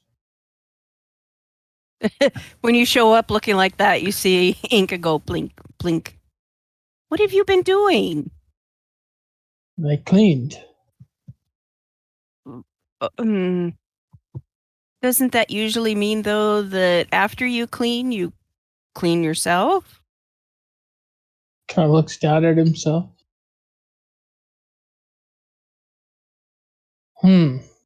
You're a bit dusty. And she picks up a rag and begins dusting you off. Like wiping you down. I finished just as they came in. Well, that's fine. Come here. And she starts like reaching up and dusting you off and doing all that. Usa's just like sitting there watching. He's drinking his morning tea, finishing it up. Where are we?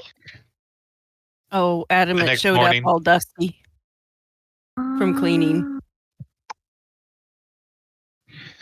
Okay, so you receive a message that in 2 hours, the estate agent, Jewel. I have to go back and look at the name I gave her. Annabelle. Yeah, Jewel Jenabelle will arrive at Lady Silverhands to discuss your plans with you. So you have in-game basically 2 hours to decide what you all would like, whether you would prefer to you prefer to look at a cottage or build out something. I think you guys may have been discussing a little bit of that during the break. I don't know if you came to a consensus Nah. during the break or not. Would we think that out of character is like we just kind of like meet her in Undercliff? Is that kind of like No. She's coming to Lady Silverhands. Yeah, Oh, okay. I had left a message that we would like to meet with her sometime tomorrow, aka now, to discuss, whatever. Yeah, and so basically she gets a message delivered to her on stationery from Lady Silverhands, and there's enough of a story about town that she realizes, oh, these are the ambassadors. So you don't make the ambassadors come to you. You go to the ambassadors. Even though Enka had been like, we'll come to your office, blah, blah, blah, Exactly. Yes. It's like, it's just bad form too. Bad form. To make important people come to you. You go to the important people. Gotcha. Muy importante. Well, I'm important people. That's why she's coming to Coming you. to us. Oh, I thought the argument that we had to go to her. Oh, oops. No. That just shows where my head's at. Oh my god. What you've got is a bunch of people who don't know that they're important as they are. Exactly. So what are we doing for 2 hours while we're waiting on her? We're discussing, having breakfast. Okay. And discussing. Yeah, so, and you can do this either in character or out of character. And, have a little bit of time to decide what you think would be best for the team. Okay. So, Enka, go ahead. I had a thought while I was cleaning. Yes. Why don't we see if we can get a big enough piece of land where we can build a house for you and the others, a new forge for myself, and expand it into a place of business off the forge. I think that would be quite expensive, no? But we're not building. We wouldn't be building something in the city. We'd be building something outside of town, so that those of us that don't like being squashed in a big city would be able to enjoy the comforts of, again, she kind of starting to fumble again. No, don't misunderstand me, Inka. I know what you mean, but I'm merely speaking the logistics of it. It's going to be quite expensive. Well, not just the land we itself. start small. Like, yes, that's why I said we can even see if we can find a cottage for Elora and I, and with something that maybe has some land where we have maybe an outbuilding or a barn or something already semi-built where we could refurbish it into a forge. That's a lot cheaper than, building it from the ground up. Well, it'd be a bit of a fire hazard due to the barn. I agree. Perhaps not. Wood is not the best thing we should build for Adamant. Well, but I'm saying it could be. Why do you have to single me out like that? Any forge would be bad in a wooden building. Perhaps mortar and stone would be more appropriate. Or again, it depends on what's out there to look at. We would need to first find out what kind of property is out there. Who knows? There may be a place out there with a stone barn, and with a little modification, it could be made into something that would work for a forge. You know, Adamant, now that you've brought it up, in my extensive travels, I have seen architecture that would be well suited for your ideas. They use a clay design for tiles, and they put it on the roof, and it is flameproof. But what about the rest of the building? It would be more of a brick and mortar, if you will, or perhaps you could do stone if you wanted it to be more elegant. I think stone would work best. Stone or brick, yes. And so we could ask her if there's perhaps a plot of land out there or something that has a nice, it might even be a nice farm or cottage that has a stone barn. And nothing saying that we have to build everything from scratch. We just start with a little bit of property and with a few exceptions, and slowly start to do things over time. It doesn't have to be all done right now. Well, yes, that's why I suggested building it from scratch. That way we can get what we want. Well, again, if we could simply use it as a headquarters for our own group. Someplace that we can all have a place to escape to. But yet we're still close enough in case we are needed for some reason or another. Yes. And a place that we can invest in that over time will pay itself back to us. Yahusa pours himself another glass of tea, and he's like, well, regardless, I'm coming with you today. I want to make sure that we are back on time. He thinks that he pours himself another glass of tea, but then Elora steals it. Back in time for what? He smiles, and he, at this point, it's just kind of endearing how many times she takes his food and drinks, and he just kind of reaches over and grabs a fresh cup and saucer, and he pours himself some tea. Oh, back in time for what? Did you hear me? I was just talking. Well, you said back in time. But didn't say for what? I have something planned. Well, what time do you need to be back for? Oh, about 2 hours before sunset. Okay, then. I don't think that we would find a property most likely right off the bat, but perhaps we should discuss about some things that as this lady shows up, we can tell her that we want this or this or this, or, that way she could narrow some things down for us and make it easier to find.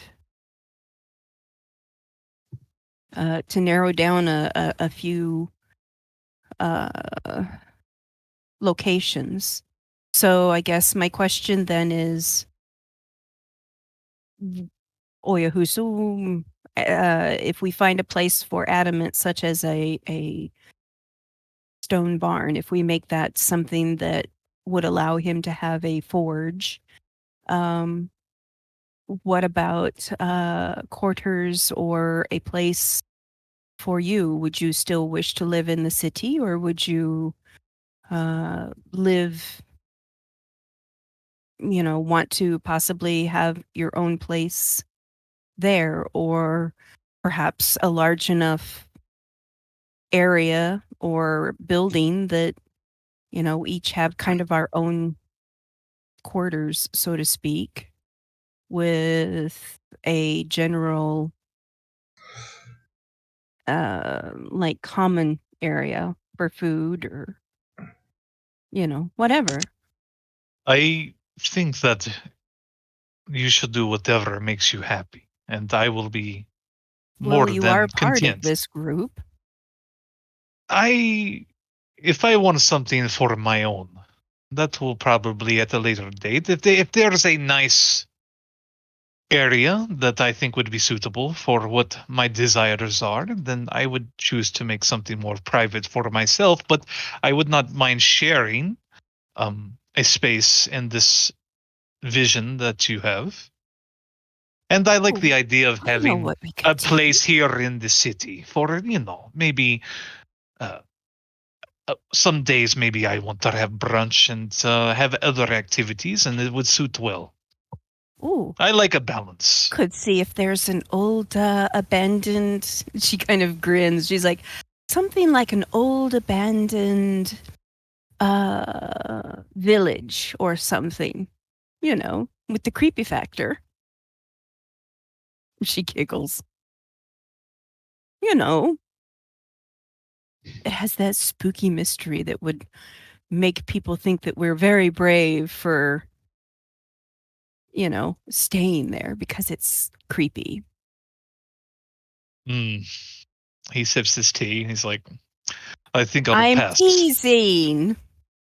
He kind of grins. But when you think about it, though, some of those places actually would have, if there's a place out there that nobody wanted to live in anymore, there's, I'm sure, a reason. Who knows? Maybe we might be able to find the reason for its haunting. Ooh, she's kind of giving him a hard time now.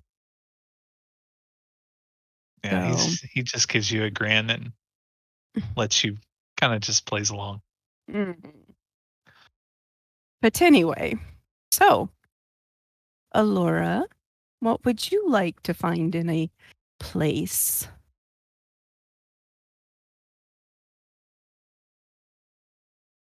You would almost think for a second, but it doesn't take her too long to say, well, plants and nature, of course. Like, I need to have that. And if it's, like, somewhere that we can have, like, a secret area where people can't find us that much, but in running distance of someone who, like, if we need to get someone, they're there type thing. Even though we can't take care of ourselves, but we also already know what happened with the assassin who tried to kill me before.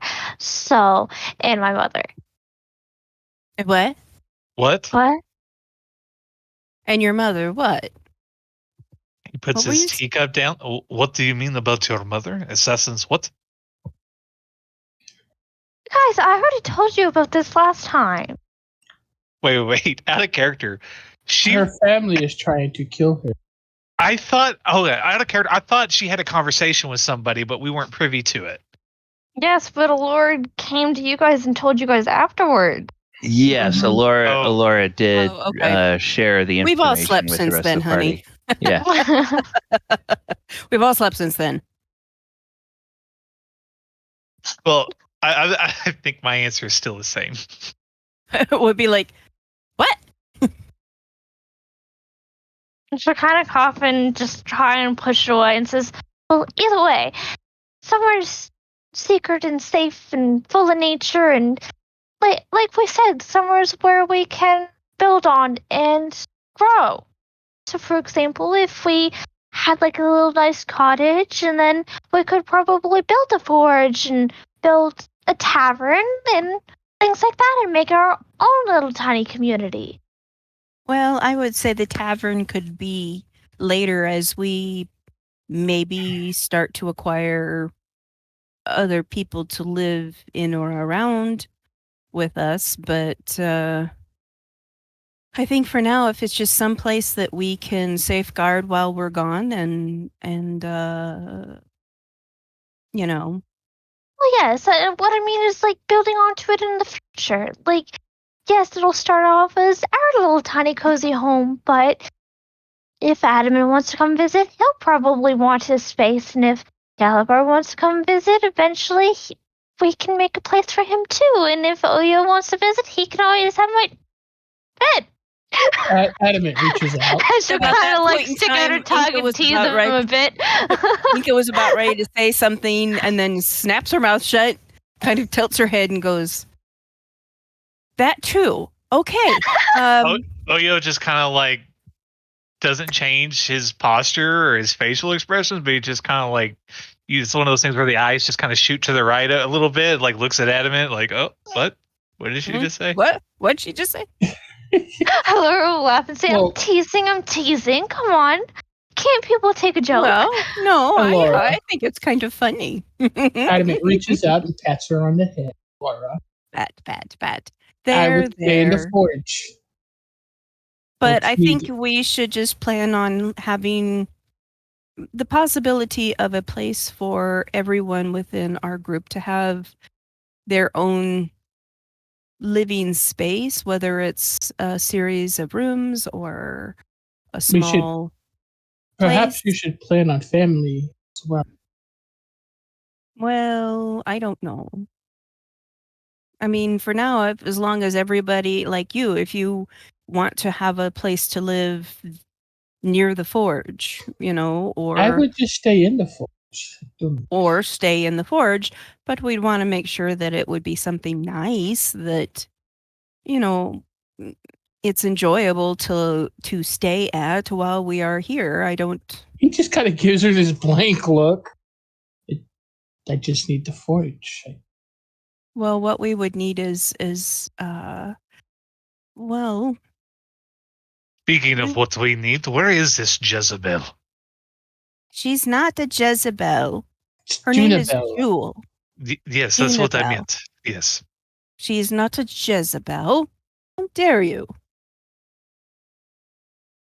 Elora kind of looked confused. A Jezebel Going- is a loose woman, my dear. And as if being summoned, there is a servant knocks on the door to the sitting room that you all have occupied, and pushes it open after you respond to the knock, and says, "Oh, ambassadors, you all have a visitor. There is a property agent here by the name of Junibel. yes, Jewel Jenabel. There's a property agent here by the name of Jewel Jenabel. Is it convenient for you to receive her now?" Yes. Oh, yes, please show her in. Yes, please. Okay. Perhaps we should meet her outside and get going before the day gets away from us. Well, why don't we And- first meet with her here? That way she knows what we're looking for. We may not be able to go anywhere today. And as the servant shows her in, there is a woman. She appears to be half elven, and she's just mild elf presentation on the ears and the corners of the eyes. And she enters the room, and she is dressed in a very smart-looking, conservative sort of business attire, if you will, for Waterdeep. So some robes that look rather professional. And she is pulling along behind her a small case. The case looks like a trunk, about a half-sized treasure chest, if you will, and it's kind of angled down behind her, and on one end of it, it has a pair of wheels, and it has a wooden handle that comes out from the other end. And she comes into the room pulling this, and she says, "Oh, hello, I am Jewel Jenabel. Which one of you is Ambassador Enka?" Enka stands up and gives her a slight curtsy and goes, "I am Lady Enka." "Ah, Lady Enka, It's wonderful. I got your note this morning, and I am so glad that Lady Aussir recommended me to you. I would be happy to discuss with you the various options. I know you mentioned that you were thinking about several different options. So I thought what I would do today is sort of get some ideas from you and then put together a list of properties. And then on a day when it's convenient, I can take you out and show you one or two of these properties. So we can get some ideas of what you might be looking at. I can also do some thumbnail back of the envelope, as it were, cost estimates, depending on what you all decide you want to do. Because knowing your costs and knowing your budget is very important for you as you begin the process of wanting to invest in a home or a structure of any kind. And while she's talking, she sets down her little case, and she very deftly sort of kneels down, and she unhooks the handle, the wooden handle from this chest. And then as she stands that up, you see that handle turns into like a tripod. And she sets that tripod up, and a couple of little arms telescope out from it. And it's kind of one of those like tripod easel things. If you've seen that, the presentation. yes. So she sits that up, and then she flips the latches on the chest and opens that up and pulls out several leather-bound tomes, and then she also pulls out a large roll of parchment. And she unrolls that and sets it on the easel, and then clips the top and the bottom of it so that it stays sitting up more or less flat.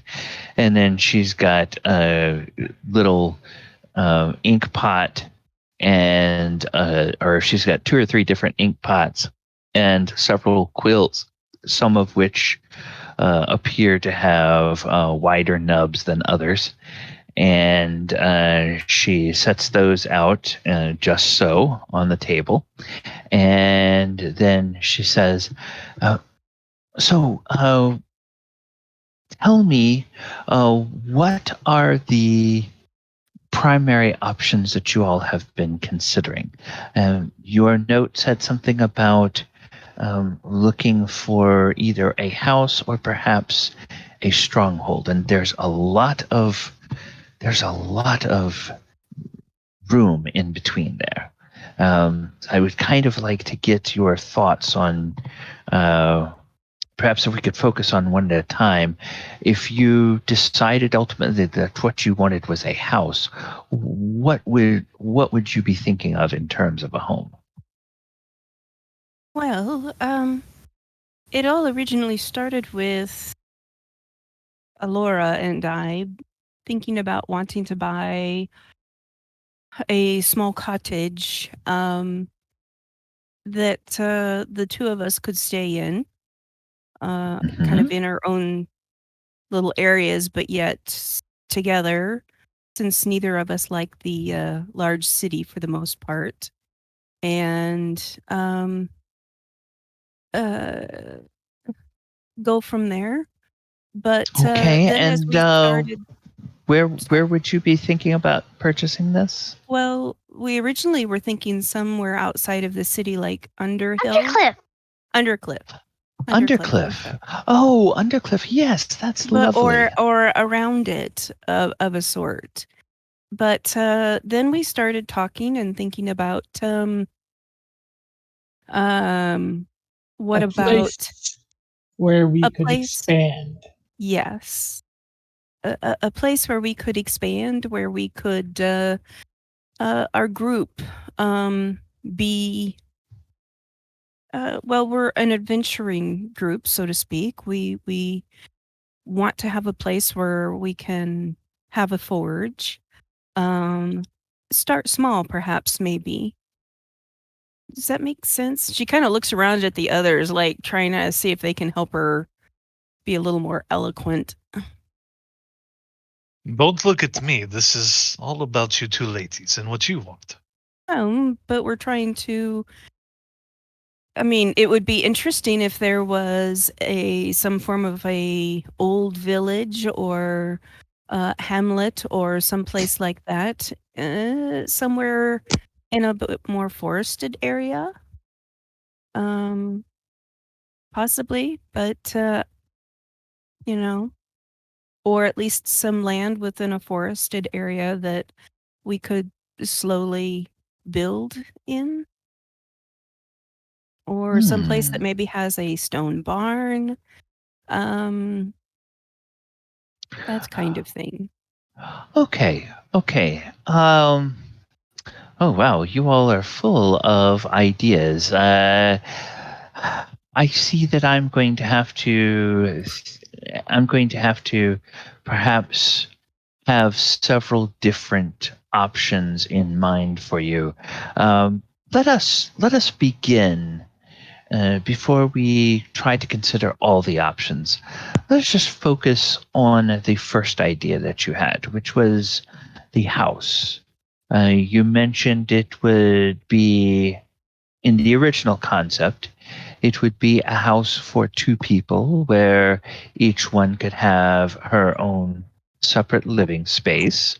What sort of amenities would be most important for the two of you to have in such a home? If I'm not mistaken, I do believe they wanted similar to that, but enough room for a guest or two if they wanted to come by. Yes, possibly well, we originally started out as a cottage, but that was Cottage, okay. a week or so, or a couple of days ago, and more like a week ago. It was something that, well, over time we realized that there's the potential for something that would allow us to expand upon, to have our teammates stay with us or around us, and possibly in the future build something that is would be she's kind of stumbling over words a little bit. Something that would be more we could build a place for an adventurers guild, kind of. Okay. So the number one amenity that you would be looking for is room to expand. Yes. Land. If there's not already something out there. Okay, you would not be looking for purchasing a cottage in a street where there are already cottages and other buildings immediately adjacent. You would want to have a large plot of land, either with a cottage already on it or a plot of land suitable to build a cottage, and perhaps have that cottage be the first phase of a larger structure. Yes. Is that what I'm hearing you say? Yes. Yes. Yes. Okay. Well, then yes, Undercliff is a suitable region, as you all know. That is over on the east side of Waterdeep, and what we find traditionally here in Waterdeep is you generally find that as you travel closer to the coast on the west, the prices for property increase. As you go a little bit farther to the east, the prices decrease. And then, of course, once you get outside the city walls, the prices fall off dramatically. So yes, you could definitely find, I think, more in the northeastern part of Undercliff. You would find some plots of land that you could perhaps, or some acreage that you could perhaps purchase. What would you be looking for in terms of a plot size? Would you be looking for a 1 acre lot or a 10-acre lot? Would you be looking for something larger than that? I think 10 acres would do well. Yes. If it would give our druid friend here plenty of room to play around. But also give us room to Expand. create a small village or whatever if the need arises over time. As if our adventuring grows more profitable. Okay. Now I will tell you that that there are going to be a few different considerations in terms of how your property would be classified for taxation purposes. If you purchase 10 acres of more or less rural land and you build a home on it, a cottage or a structure that would be considered a home, then that would be taxed at the 1% residential rate. If you were to eventually expand that and turn it into something that that would be classified as a tower or a guild hall, or then you would incur the commercial tax rate, which is 5%. And now these tax rates are based on the percentage of the assessed value every year. And then if you were to expand it into something that went beyond a guild hall or a tower and became, like, let's say, a keep, something as large as a keep, that would be taxed at the 10% rate. Now, it would also be subject to approval of the nobility of Greater Waterdeep, and you would also then be whoever held the deed of the place would be entitled to voting rights on the Noble Council of Greater Waterdeep. So it is a more expensive proposition in terms of the taxation, but it basically buys you some privilege with the nobility. Is it something that over time the tax rates can change as we increase or expand, or do we have to make a decision right? Like when we buy the property? No, you don't have to make a decision. It would change. Now, the only stipulation from what I gather, from what I've read in the broadsheets, and what my research assistant was able to tell me this morning, you have been doing some work ever since the horrible attack with the Githyanki some months ago. You've been working with Lady Silverhand, and you have a very, very high reputation within the nobility of the city. So I do not imagine any circumstance in which any petitions for zoning changes would be disallowed. But do realize that if a plot of land starts off as residential, there is a very small chance that a request to change the usage to commercial might be denied.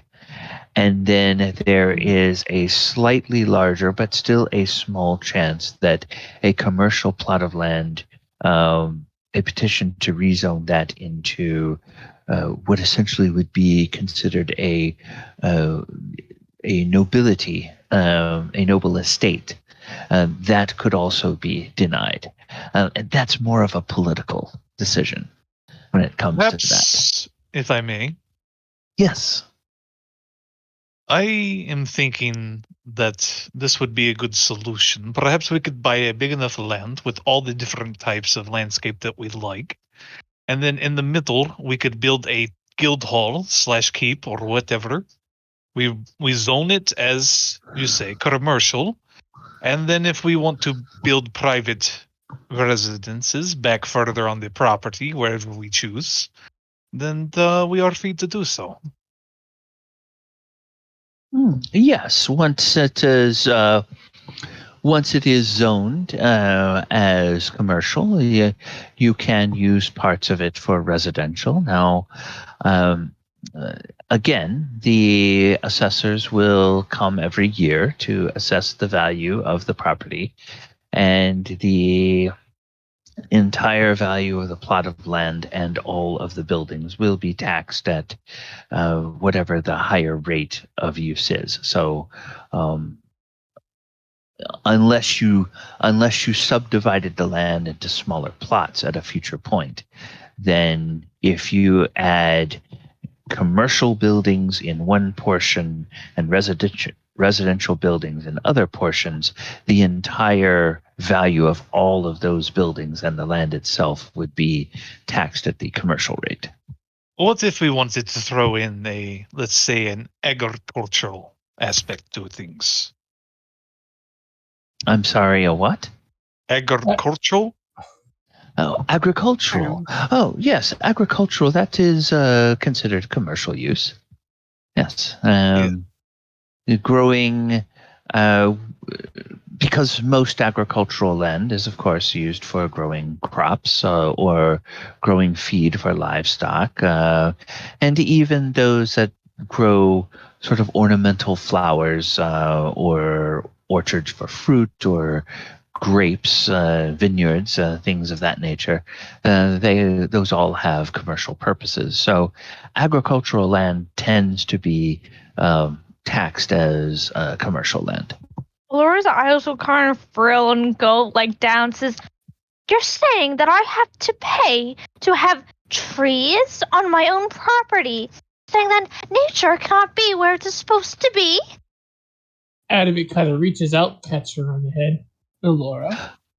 Oh, not at all, Lady Elora. If you wish to plant some trees on residential property, you may do so.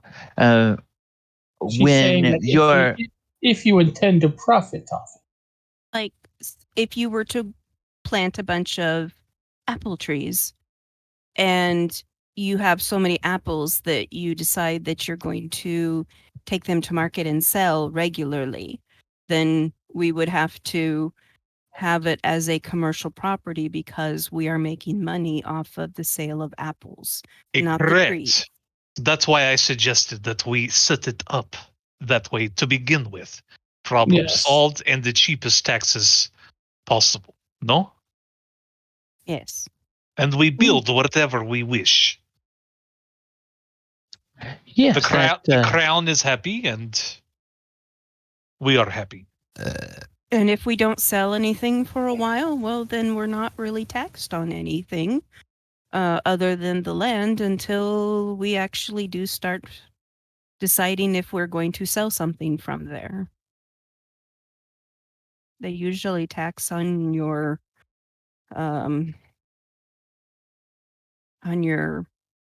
profits and so on and so forth of what you're selling.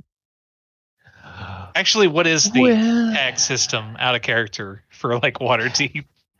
We've We've never really dove deeply into that kind of. Yeah, We're in a little bit of a weird territory. in Waterdeep, the taxation system is more so like whatever the assessor, who's probably somebody that's commissioned by the crown or the city or whatever the assessor says the value of the property and the buildings are, it's just taxed on that. They don't take into account what you're actually doing with that. So if you she would suggest a slight modification or a slight restating of what Oyahusa mentions.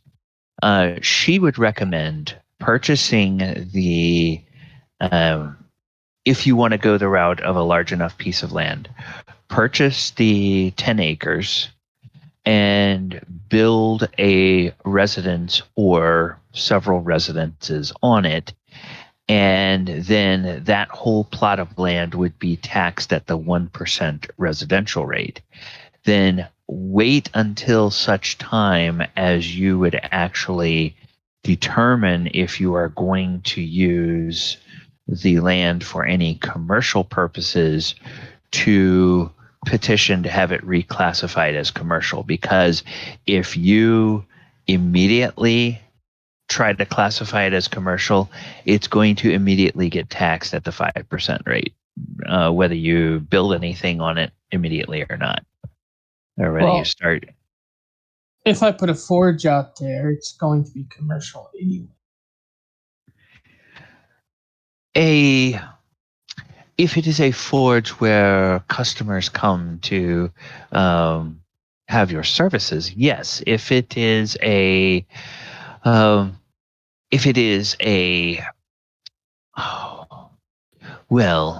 let's say a stable forge where you would basically be smithing your own horseshoes for your own horses, or smithing your own latches for your own doors, then that could be classified as residential and would not. If I built another forge, I'd close the shop I have here in town and move it. Oh, okay. Well, then in that case, if it is a relocation of an existing commercial enterprise, then yes, it would be considered commercial property at that point. Well, let's do what you suggest. Yes. Yes, well, let's see what you have available first, and then we'll try to make some decisions once the 5th, 6th, when Galabar returns. Okay. I will. Anyway. So what I am looking for is a plot of land approximately 10 acres in the on the outskirts of Undercliff, so that you have some peace and quiet around and some room for expansion should you decide. You might want to triple that, or even quadruple. If there is So you mean 30 or 40 acres? I think that would be more appropriate, yes. He kind of looks between Elora and Oyo, and then yes, the druid and the wood elf. Probably. Meanwhile, Enka's just kind of like... Elora looked confused. Okay. If you can get it, more. But minimum 40. Okay. So I will look for plots of land for sale for 40 acres and larger. And with possibly an estate or a cottage or a manor already on it, or Room to build. room to build, but preferably something that we wouldn't have to be spending a lot of money to build a living area. Also, a good idea, I would suggest that any of the previous landowners that we must combine the acres together, tell them that we will buy their land at a more than reasonable price and that they will no longer have to pay their taxes, and that we will probably most likely improve the land and give them work for any of the more poorer people that live in that area. Meanwhile, Enka's Okay. thinking to herself, and where are we getting all this money? And she's making. She's just making. She's some hearing notes. dollar signs going cha-ching, cha-ching, cha-ching, ching, ching. And she says, "Very well, very well. Well, I can give you some ballpark figures in terms of what you would be expecting to pay as a fair market value, if you will, for real estate and transactions of this size. I will definitely be looking to find any that are for sale. So the prices will vary depending from seller to seller and situation to situation.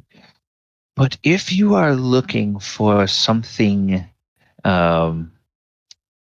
like an existing noble estate that has a manor house already on it, if you are looking outside of the city but close to Waterdeep, you would be looking at anywhere probably 25,000 gold and up for such a purchase. With looking for a plot of land the size that you want, I would probably say that if you find a plot that size with such a building already on it, the cost is probably going to be a bit more. It may be as much as 20% more than that. All right. I don't worry about the price. I think that we are very busy and we have a lot to do for the Council of Waterdeep, and we will not be here much longer, and when we return it will be some time. So I like the idea. This is just me throwing this out there, but I like the idea of finding that land where maybe a nice river runs through it, and there is great potential for a building. Nothing pre-existing per se, or very little, if any, and that in our absence, a nice cottage is built and landscaping is put in and whatnot to Enka and Elora's liking. And so when we come back, there should be something there, or at least we can visit and they can make any changes that they wish, or, I don't know. This is what I think. Oh, it will yes. be much cheaper, I think, to do this. Oh, yes. Definitely, buying land that is undeveloped is significantly cheaper. And in terms of building out there, if you are looking for, you said a house that would have 2 permanent residents but enough room for guests. So let's say a house that would comfortably sleep 5 or 6 people. You might be able to get that house constructed for as little as 500 to 700 gold pieces, and it would take maybe 30 to 40 days to construct it. In terms of the land itself, you might be looking at maybe, depending on how motivated or how distressed the seller is, you could be looking at a cost to acquire land at anywhere from 100 to maybe $200 per acre, or 100 to 200 gold pieces per acre. Wonderful. So yes, that way, you could, and Elora, you can basically design what you wish and not have something that's already pre-existing. It would be more meaningful that way, no? Yes.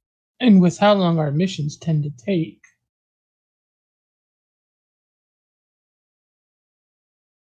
it would not be a rush job. No. Well, I will. Yeah. I So do we have one more have. question. Sure, certainly. Adamant. I was wondering, who would I talk to about getting a shop valued for sale? Oh, I could give you an estimate of the market value of your establishment. Of course. You'll give her the address and everything. Okay.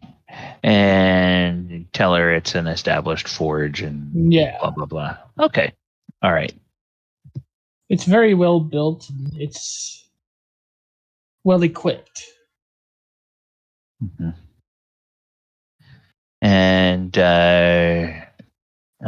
she says, "Oh yes, that's a lovely part of town. It's a very nice little quarter over there, quite desirable. I think if you were to sell an establishment there, it might come with a bit of a premium because of the location." That could be useful. Yes. Very well. We're So satisfied. she will reiterate that ideally you'd be looking for undeveloped land, perhaps adjacent to or on either side of a stream or a river, a small Lake. stream or a small river, or Pond. perhaps with a pond or lake. Well, yeah. He was thinking something maybe that you could, like a good river that we could turn into a small, diverge into a small lake, and then, just landscaping opportunities, basically. Okay. Since we have people that can, want someone that can shape things from nothing practically. Right. Couple of people. Yeah, a couple of people that have that talent. All right. So she will promise to do some research, and in 3 or 4 days, she will get back to you, and she will have a list of properties, and she can schedule a time for you all to go out and take a look at them. Excellent. So I stand up and offer her my hand and thank her for her time and patience and helping us try to figure out what we want. Oh, it's my pleasure, Lady Enka. Lord Adamant, Lord Oussir, Lady Elora, is very, very fine opportunity to do something for to help you folks is a pleasure indeed. Oh, and just a quick snippet. Try and make sure that the soil is good, and don't waste my time with horrible, horrible soil. Even though I'll probably have to purify the land anyhow. Try and make sure the soil's okay. And Inka kind of kind of looks at the woman like, just gives her that slow blink of just nod and smile. Quietly saying, just nod and smile. Yeah, we want some unicorns and no, I'm just kidding. We want some pig farts and all that fun stuff on it too, you know. That was out of character completely. Yeah, of course. By the way, it was very nice meeting you either way. And she'll kind of like tap the back of her hand, and then like go back to sitting down. Yeah, Yes, and, indeed. You come highly recommended. Oh, wonderful, wonderful. If I may ask, who recommended me? It was Lady Aussir. Oh, yes, lovely woman. I had already told her that in the letter. Oh, you did. Okay. Yeah, All right. you had mentioned that before. So out of character. Sorry. Oh, okay. All right. I forgot. Wind up backwards. Okay, Okay, yes. good. Yeah, she is very happy to be recommended by Lady Aussir. And all right, so she leaves, and you realize, oh, okay, it was maybe mid-morning when she got here, and it's now about midday. So now you have the rest of the day to kill. So there was something that one person mentioned that they wanted to do, and there was something that someone mentioned. Something that someone else had mentioned during the week that they wanted to do. And so we'll go around to see what what special tasks or anything people want to do. And Elora, I'm going to start with you because there had been an indication that there might be something that you wanted to do before you guys get hauled off to another grand adventure. And we have a couple of ways we can do that. We can either do that during one of the sessions where everybody is involved, or if it's something that you think Elora would do by herself, we could do it more as a special one-off session with just a player and DM. So, Ivy, that would kind of be up to you to decide whether that's which way you would want to go with that. Okay, well, I wanted to do that more of a solo thing, not like Okay. It's more of something that, yes, I would do like right now type of thing, but I don't feel like right now is a good time to do it, so no, I'm not going to do it. Okay. All right. But it's not like a spin-off, one-off type of thing. I don't think it'll take that long. So. Okay. All right. Well, just message me during the week and see if we want to set that up, and maybe we can decide if we want to put that into the thing for next week's session or how we want to handle that. But other than that particular errand, was there anything else that Elora would want to do for the rest of this day? She would probably just want to go off and explore areas, even though like they do have a realtor now, like looking for places where they could go. She'll probably just want to spend some time in the woods, that type of thing. Okay. All right. Trying not to get in more trouble with Lady Silverhand. Okay, so she would be wanting to maybe take an afternoon excursion outside the city. Enka, what would probably back to Undercliff to see if they need anything or something. Okay. All right, Enka, anything else that you would be wanting to do for the rest of the day? probably just go with Elora to make sure she doesn't get into trouble or nobody picks on her. I mean, I know she's quite capable of taking care of herself, but... Okay. Or Elora picking on anyone else. Yep. I was going to ask if one of you wanted to go with me. Oh, and Adamant, what would you be doing for the rest of the day? Apparently Adamant received word that the reports on the metal are back. Yes. Adamant, you do have an understanding that there are those reports, and the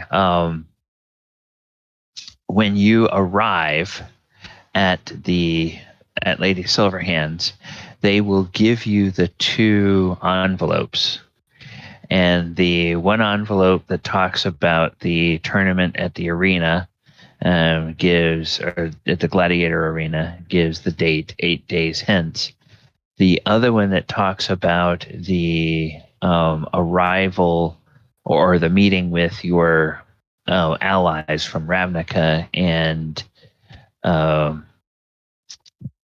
Waterdeep in a 10-day, it kind of gives yours specifically mentions that the Izzet League will provide a report on the analysis of the metals that you brought to them from Innistrad. So they have scheduled that for then, but you're free to do something else between now and then if you wish. Well, in that case, he doesn't really have anything else to do right now, so with that tournament being announced in 8 days, he's gonna go down to the arena and see if he can get some practice in. Okay, so do some sparring. Yeah. All right. And Oyahusa, I know that when the evening comes around for this particular day, there's something you want to do. But between now and then, is there anything in particular that Oya would want to do? He'll probably have gotten together with some of the servants and reached out to whoever they needed to speak to make arrangements for what he has planned later to make sure everything is perfect and goes smoothly. Okay. All right. The Forge Cleric's going to go do some practice. Okay.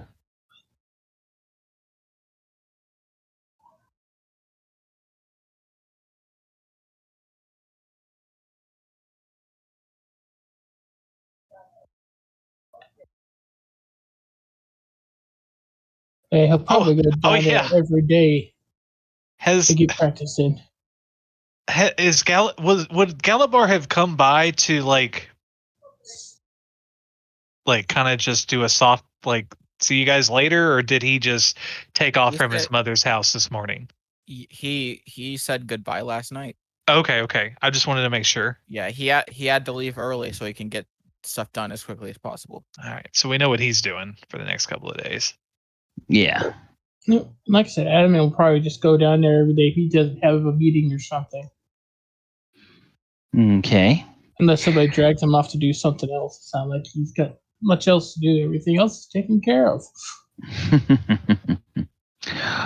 Okay, all right. So let's see if we can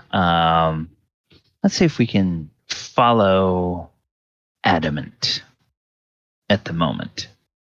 Ooh, and we will follow Adamant to the arena, and he goes in there, and you meet with. There's a couple of gladiator trainers, if you will, that are there, and those. One of them is a half orc, and the half orc is named Huggaberg. So, Yeah, Hageberg. So, Sorry. all right. Is the network trainer at the arena? Okay. So, so you get there, and Hageberg says, "Oh, hello, Warforged. Oh, how can I help you?" Well, it would seem that the arena tournament is coming up in a week, and Oh, I yes. I was hoping I could get some practice in for the next few days. And Oh, you intend to participate in the Oh. Grand Melee? Indeed, I have to win back my loss against Scalabar, you see. Oh, you lost to Galabar and you intend to win in a combat with him? I do. I do see.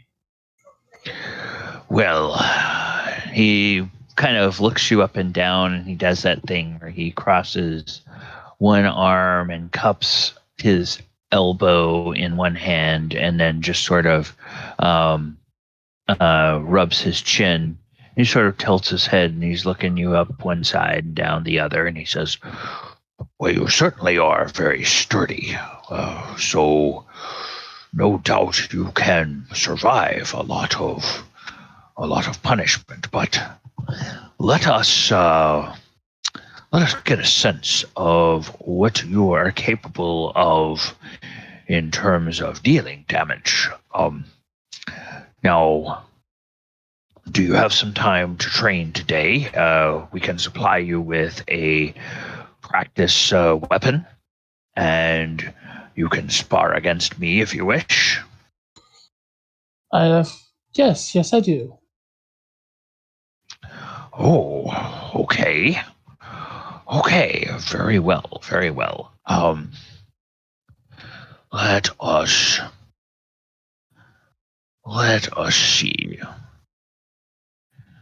Okay, he is going to go do.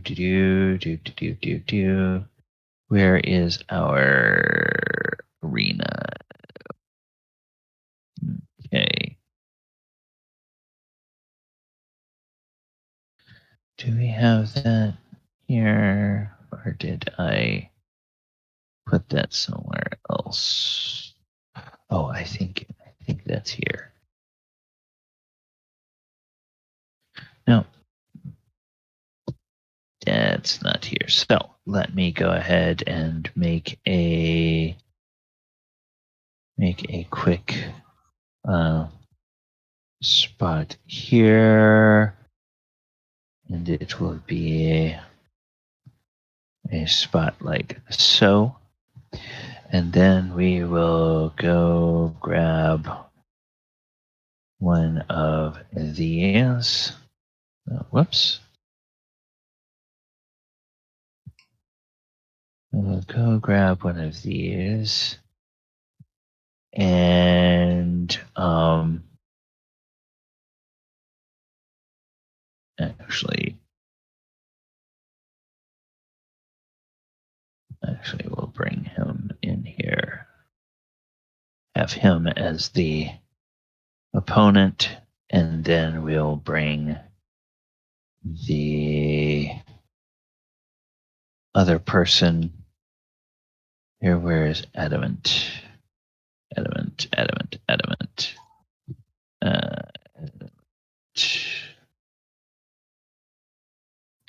There we go. Bring Adamant in here. Come on. There he is. All right. And then this is going to go onto the GM layer. Very well. All right, so I'm gonna bring the ribbon down here. And we will have a little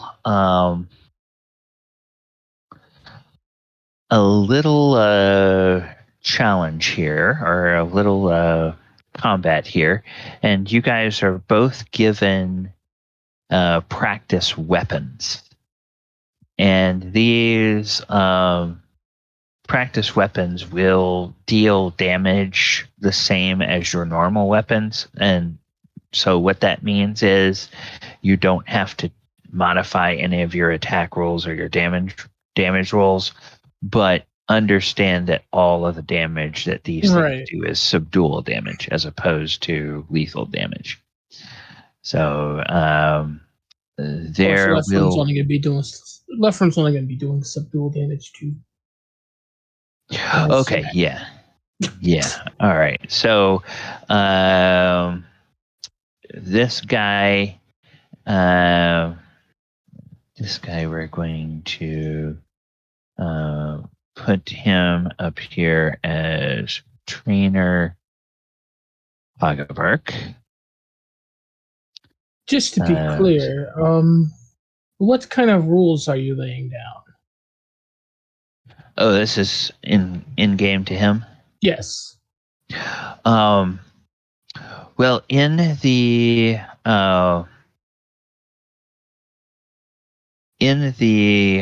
melee, or in the grand melee, there will be only one rule, which is that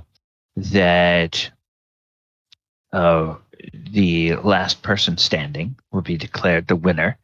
There will be medics and priests on hand in case anybody gets seriously wounded and is bleeding out. We will stabilize them. But when people fall, they will be out of the combat. As for our sparring today, all of the normal weapon attacks will be allowed. We will not be permitting in the melee or in our sparring. We will not be permitting any direct damaging spells that would cause lethal magical damage to one's opponent. And there will also not be, either today or in the grand melee, there won't be any kinds of poisons or ability damaging toxins allowed in that combat. So in other words, nothing that can drain the strength of your opponent, or nothing that will cause your opponent to be poisoned or anything of that nature. Fair enough. All right. I have my plan of action. Oh, okay, very well, very well. And so then we're going to go ahead and add a turn for him, and then he will go ahead and he will roll his initiative.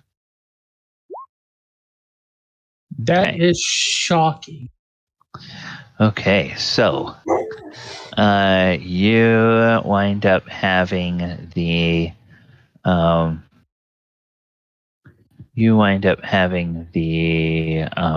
first go, and you will get the opportunity to move and attack. I think I do have you within your movement range. So yep.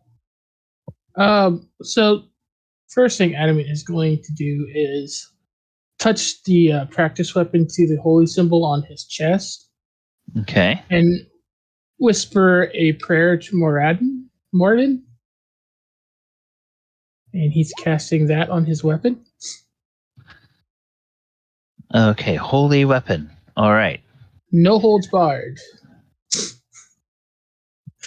Okay. He's not Deal holding an that. extra 2d8 radiant damage. Okay. All right. No, you can't do the So- secondary effect.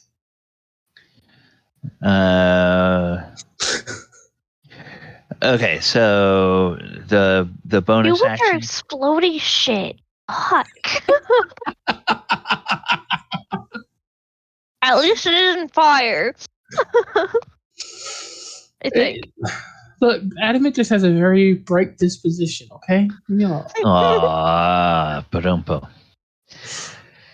Okay, so yeah, you move forward and you make an attack. First attack is going to be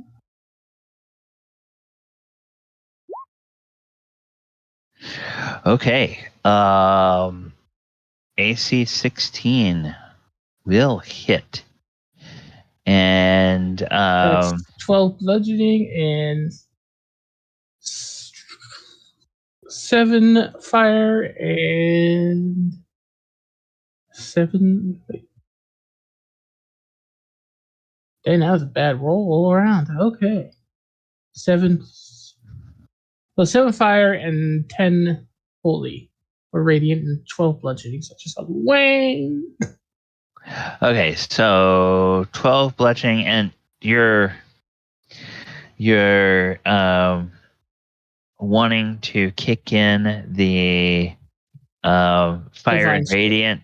Yeah. Okay, because it's again fire and radiant damage. It's hard to make that be non-lethal. True. You won't do the holy weapon then. Never mind. Okay. But it's the same attack and physical damage, Yeah. right? Okay. As an extra attack. Okay. 17 will hit for another 12. And I will use my bonus action and sick left from on him. Okay. Left from Yes. Left from will miss. And he says, the trainer says, "Oh, very good. Oh, those hits sting. You are indeed a powerful fighter. Well, I'm not sure you will give Galabar a run for his money, but definitely you will be someone that is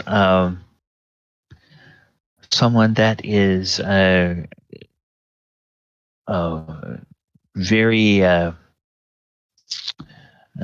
very formidable for the rest of the combatants."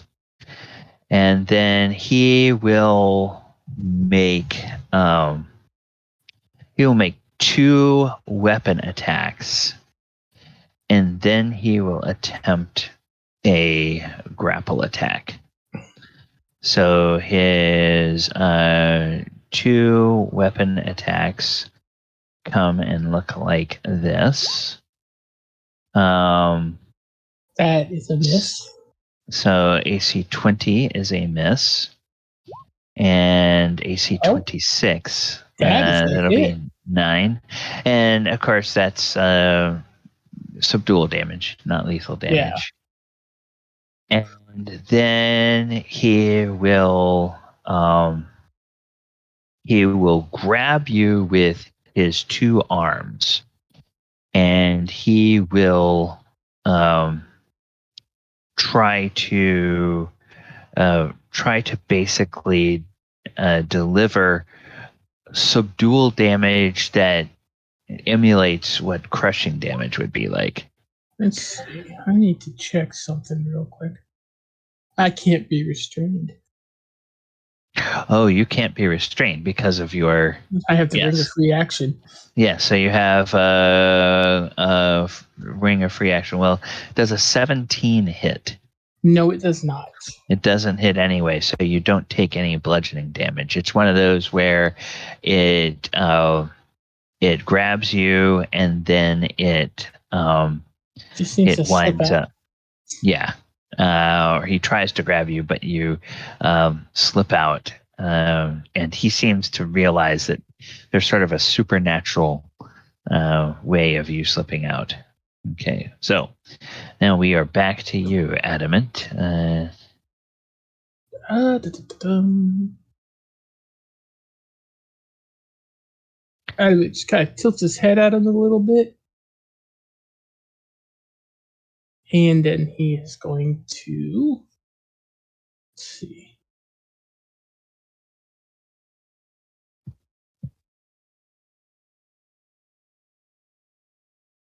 Just gonna swing a couple of times. He likes this guy. Not Okay. gonna be too mean. So first swing Oh, that's definitely a hit. and a second swing. That's a hit. And then 9, Nephrim's coming up from above.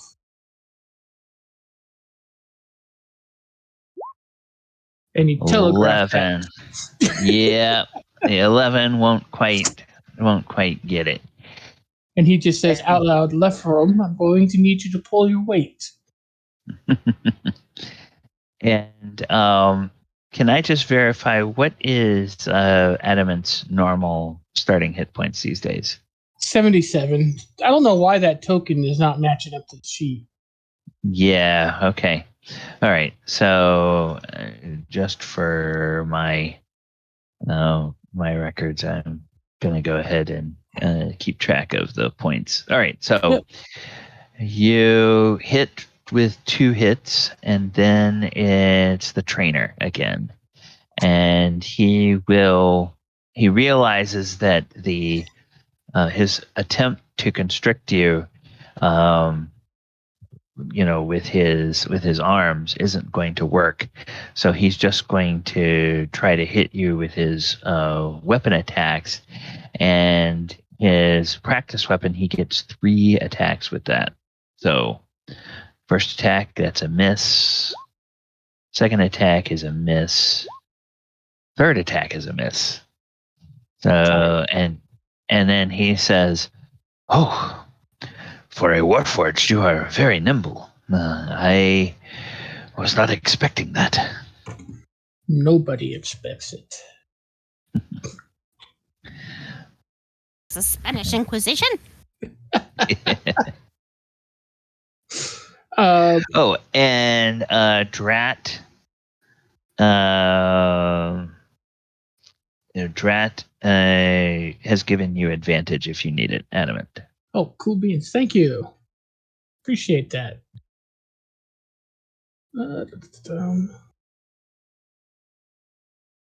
And swing. Hit. And then here comes Nephrim again. I think I'm going to use that advantage on this one.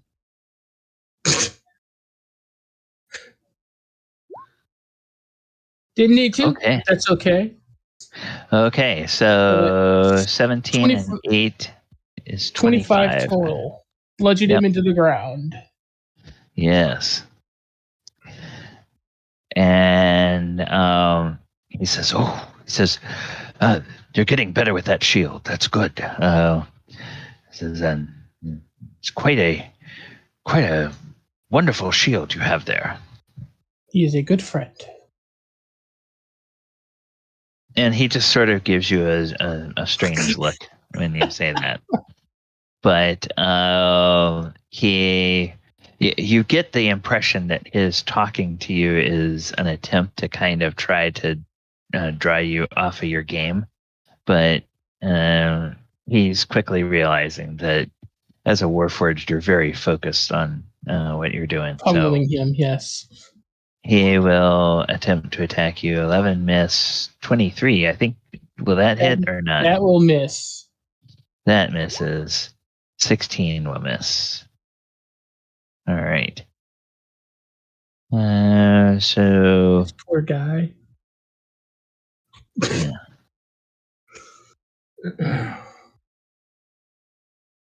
Attack. 1. Oh, he missed. That's his first miss with his primary weapon. Yes. And left from. Okay, yeah, so just 11 points of damage. It would seem that you're getting my timing down. Well, yes, if I may recommend, you do have a bit of a tell. Now, with you being a Warforged, I'm not sure how much you can do about it, but I have noticed that there is a slightly audible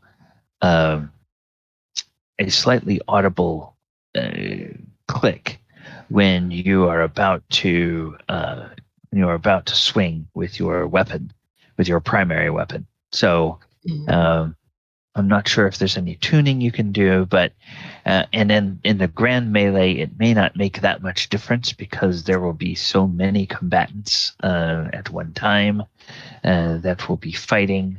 It probably will not be audible, but just know that in this one-on-one situation, I am picking up on that.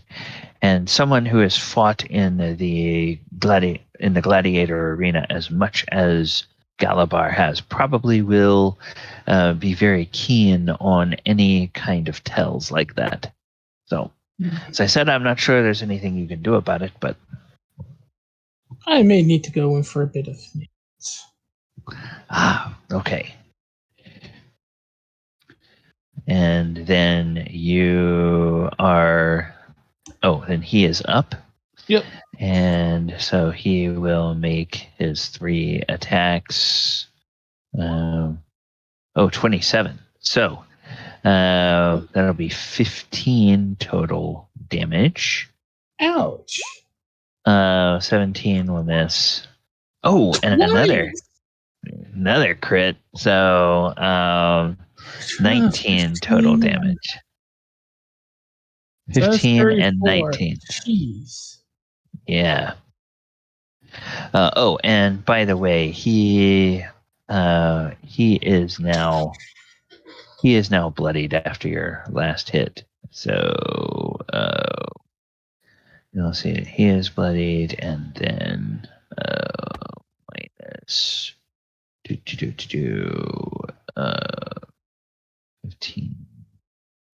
And then minus 19. Yeah, so that is... Adamant just kind of looks at him for a long moment. I believe I may have angered you a bit as he reaches up and touches himself on the shoulder. Heals himself for 21. Okay. All right. So is whoops. I take him up 55. Yep, 55. That's what I have too. Is it, right. And he's he is no longer bloodied.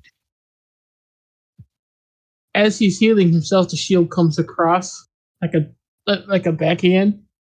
Mm-hmm. Yeah, that'll miss. Just barely misses. Like a backhand, Yeah, he parries that away with his practice weapon, and he says, now this may give you an edge, but keep in mind, in this practice of sparring, I am not raging. Normally, I would rage in a melee battle, and I'm certain that Galabar will rage as well. So, with him raging, all of the damage that you would deal would be halved. So, keep that in mind. You're doing very well. You are going to be a formidable opponent for most of the folk in the melee, I can tell. All right, so that was on that, and so now we're back to his turn, and he will make the 3 attacks. 24, does that hit? Nope, just misses. and 21 and 24. So miss, miss, miss. All right. And then we're back to Adamant.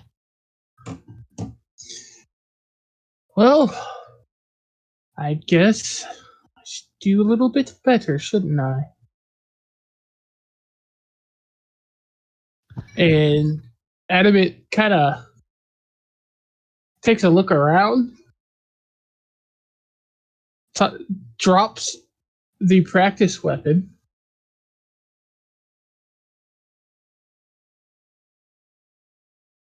and let's see, will he do the practice weapon? I gotta look at something real. 1 second.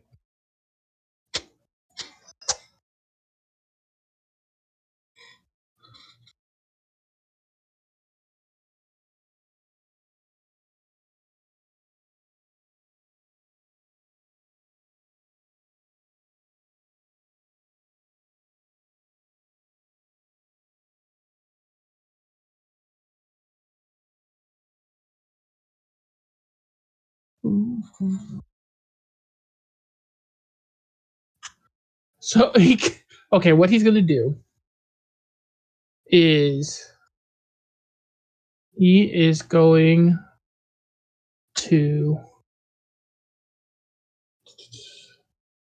I had an idea, but it's not gonna work as well as I thought. Which is disappointing. So he is going to cast Bless on himself.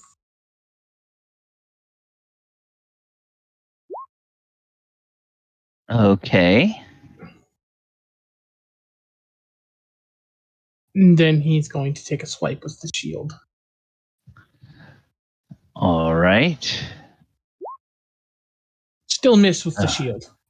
Yeah. It's not very aerodynamic, you know? Yes. Okay. So then he will attempt strikes with the scimitar, the practice scimitar. 15, 11, 23. Miss, miss, miss.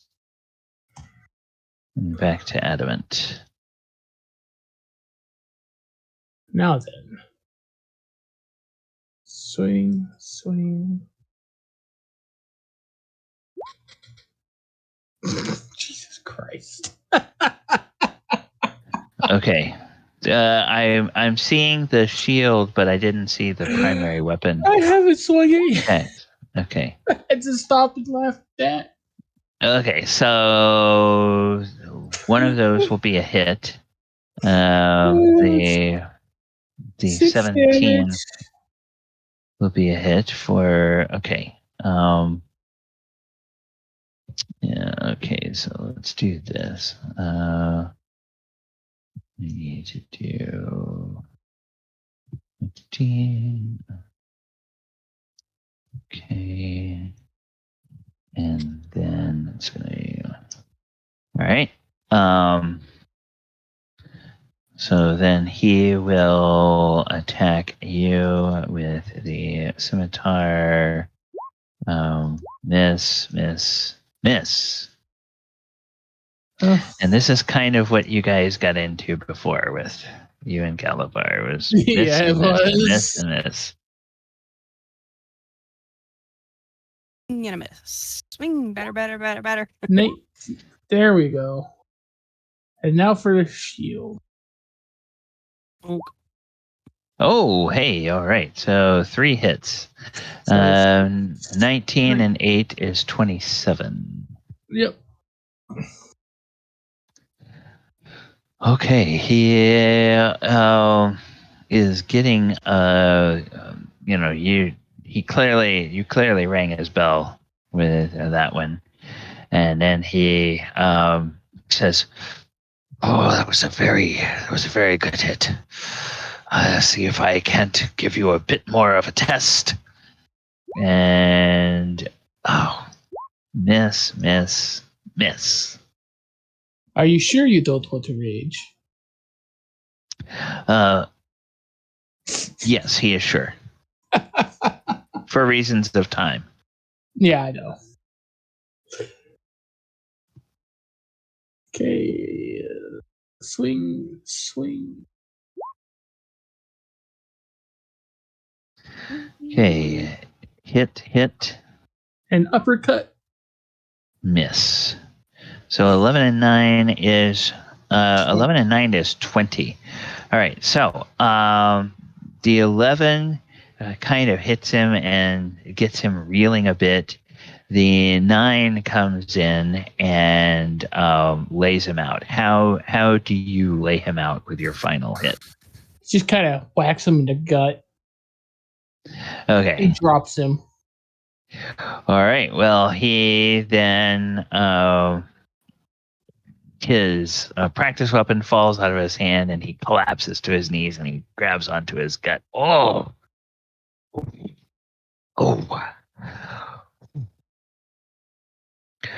Well,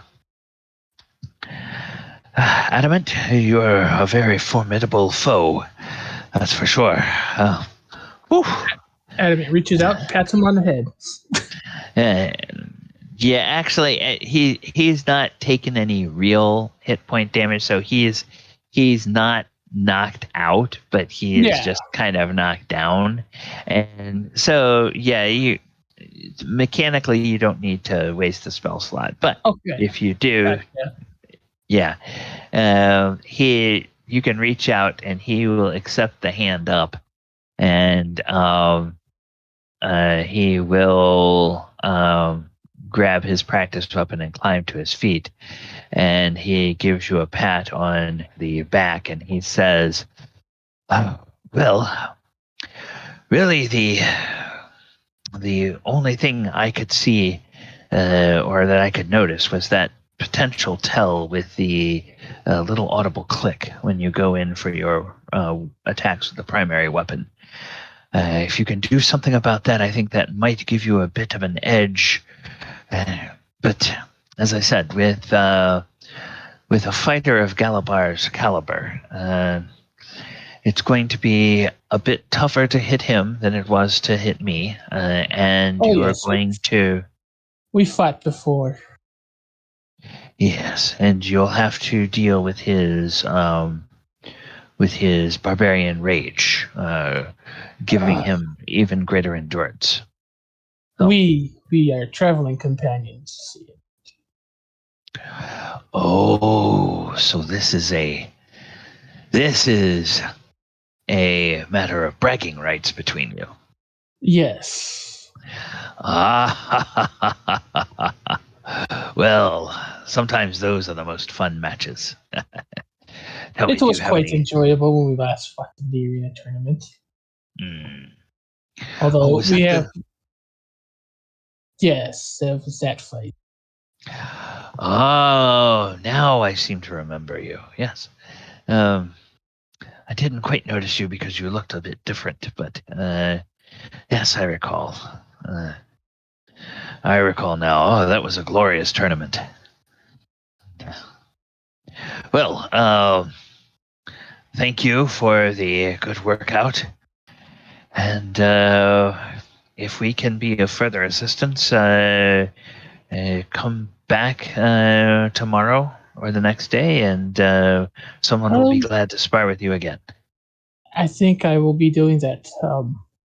Keep myself loose and such. I don't really have anything else to do on town at the moment. Very well. Wonderful. Good day to you, Adamant. He nods and heads out. Okay. So, Enka and Elora, you kind of have a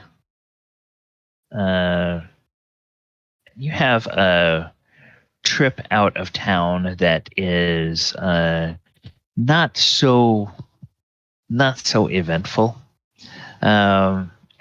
You head back over to Undercliff, and you do you stop by any place or places in particular, or do you just sort of wander around looking at properties? We just wander around aimlessly or just wherever Elora wants to go. Okay. Laura would want to stop by the garden where she killed that ooze to see how Okay. well he's doing. Okay. You stop by there and you see he is doing very well, and his garden is doing wonderfully. He seems a little bit embarrassed because he has not had an opportunity to look into any houses that may be for sale, or any cottages in this area that might be for sale. But he, he'll show you the garden if you want to look at it, and everything looks very lush. Looks quite a bit greener than it was when you were here before. So apparently he is putting to good use those little tidbits and tips that you told him after you helped him defeat the ooze.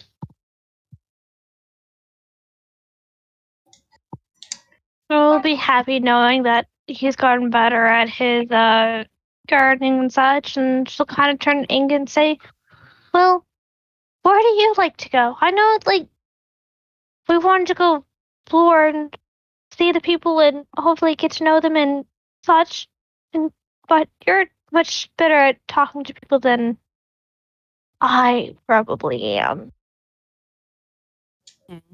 No, I mean, we can always go see what kind of other establishments are in town. So we've seen the garden, we've seen the inn. The Ghost Inn, yes. And she kind of looks around. I have no idea. We should just wander aimlessly until we come across something that piques our interest.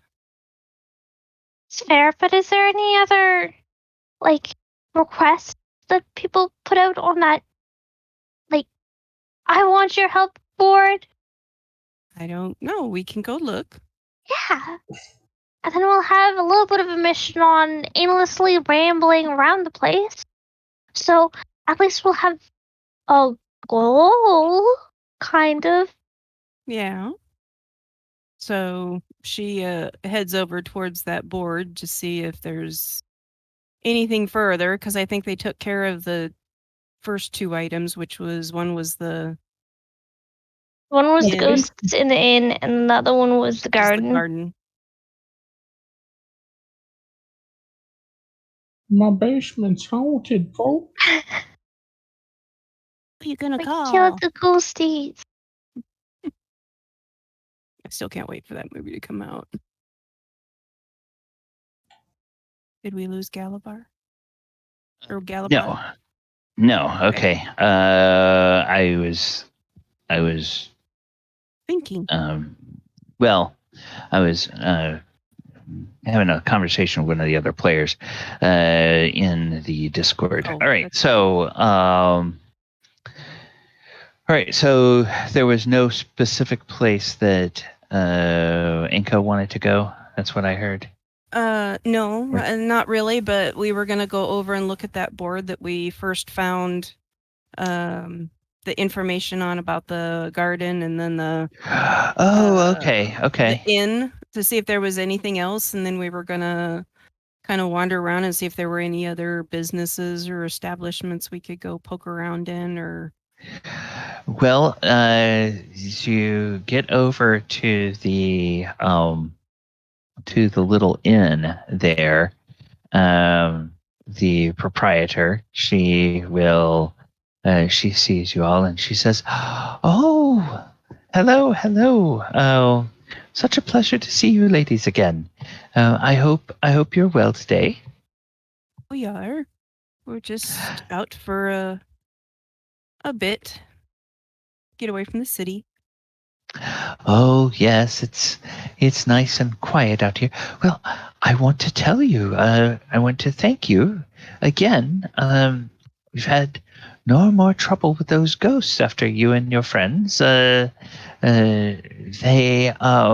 Warforged, I believe, Adamant. No more trouble with the ghosts after you all came. Little cross her arms saying, I'll do something too.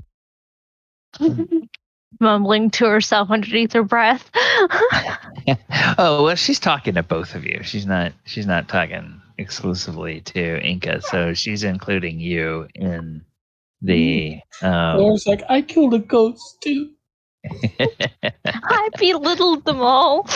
in fact, if I remember correctly, I think it was more Elora and Adamant doing things than anybody else actually dealing with the. I got them all down to bloodied, and Adamant just took all the kills from me.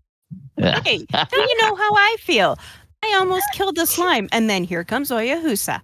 Swish. I'm like, first time I've actually done something to, like, nope, well, gotta steal my glory. Well, fortunately, Adamant's not fond of that. Yeah. More like you're just kind enough to feed the boys' egos. Yeah, there you go. Yeah, whatever. Fortunately, in D&D, when we do experience, everybody in the party shares an experience, and since we're doing milestones, everybody in the party reaches the milestone at the same time. So it's not like the old EverQuest or World of Warcraft where it mattered either who got the first hit in or who got the last hit in on the monster. And somehow the computer decides how it's going to proportion. Right. It's the bragging right. I killed the slime. I killed like blah, blah, the blah. competition between Adamant and Galabar. Who can win against who? Nope, all I right. was doing so well, and then he stole my thunder. And she will tell you all. Oh, whoops! We don't need to be on this one anymore. We need to go back to the other slate. Over here. Okay, there we go. And I need to get rid of this turn order. All right, she will say, "Oh, I wanted to tell you that I talked to Mrs. Who was it that she talked to? I talked to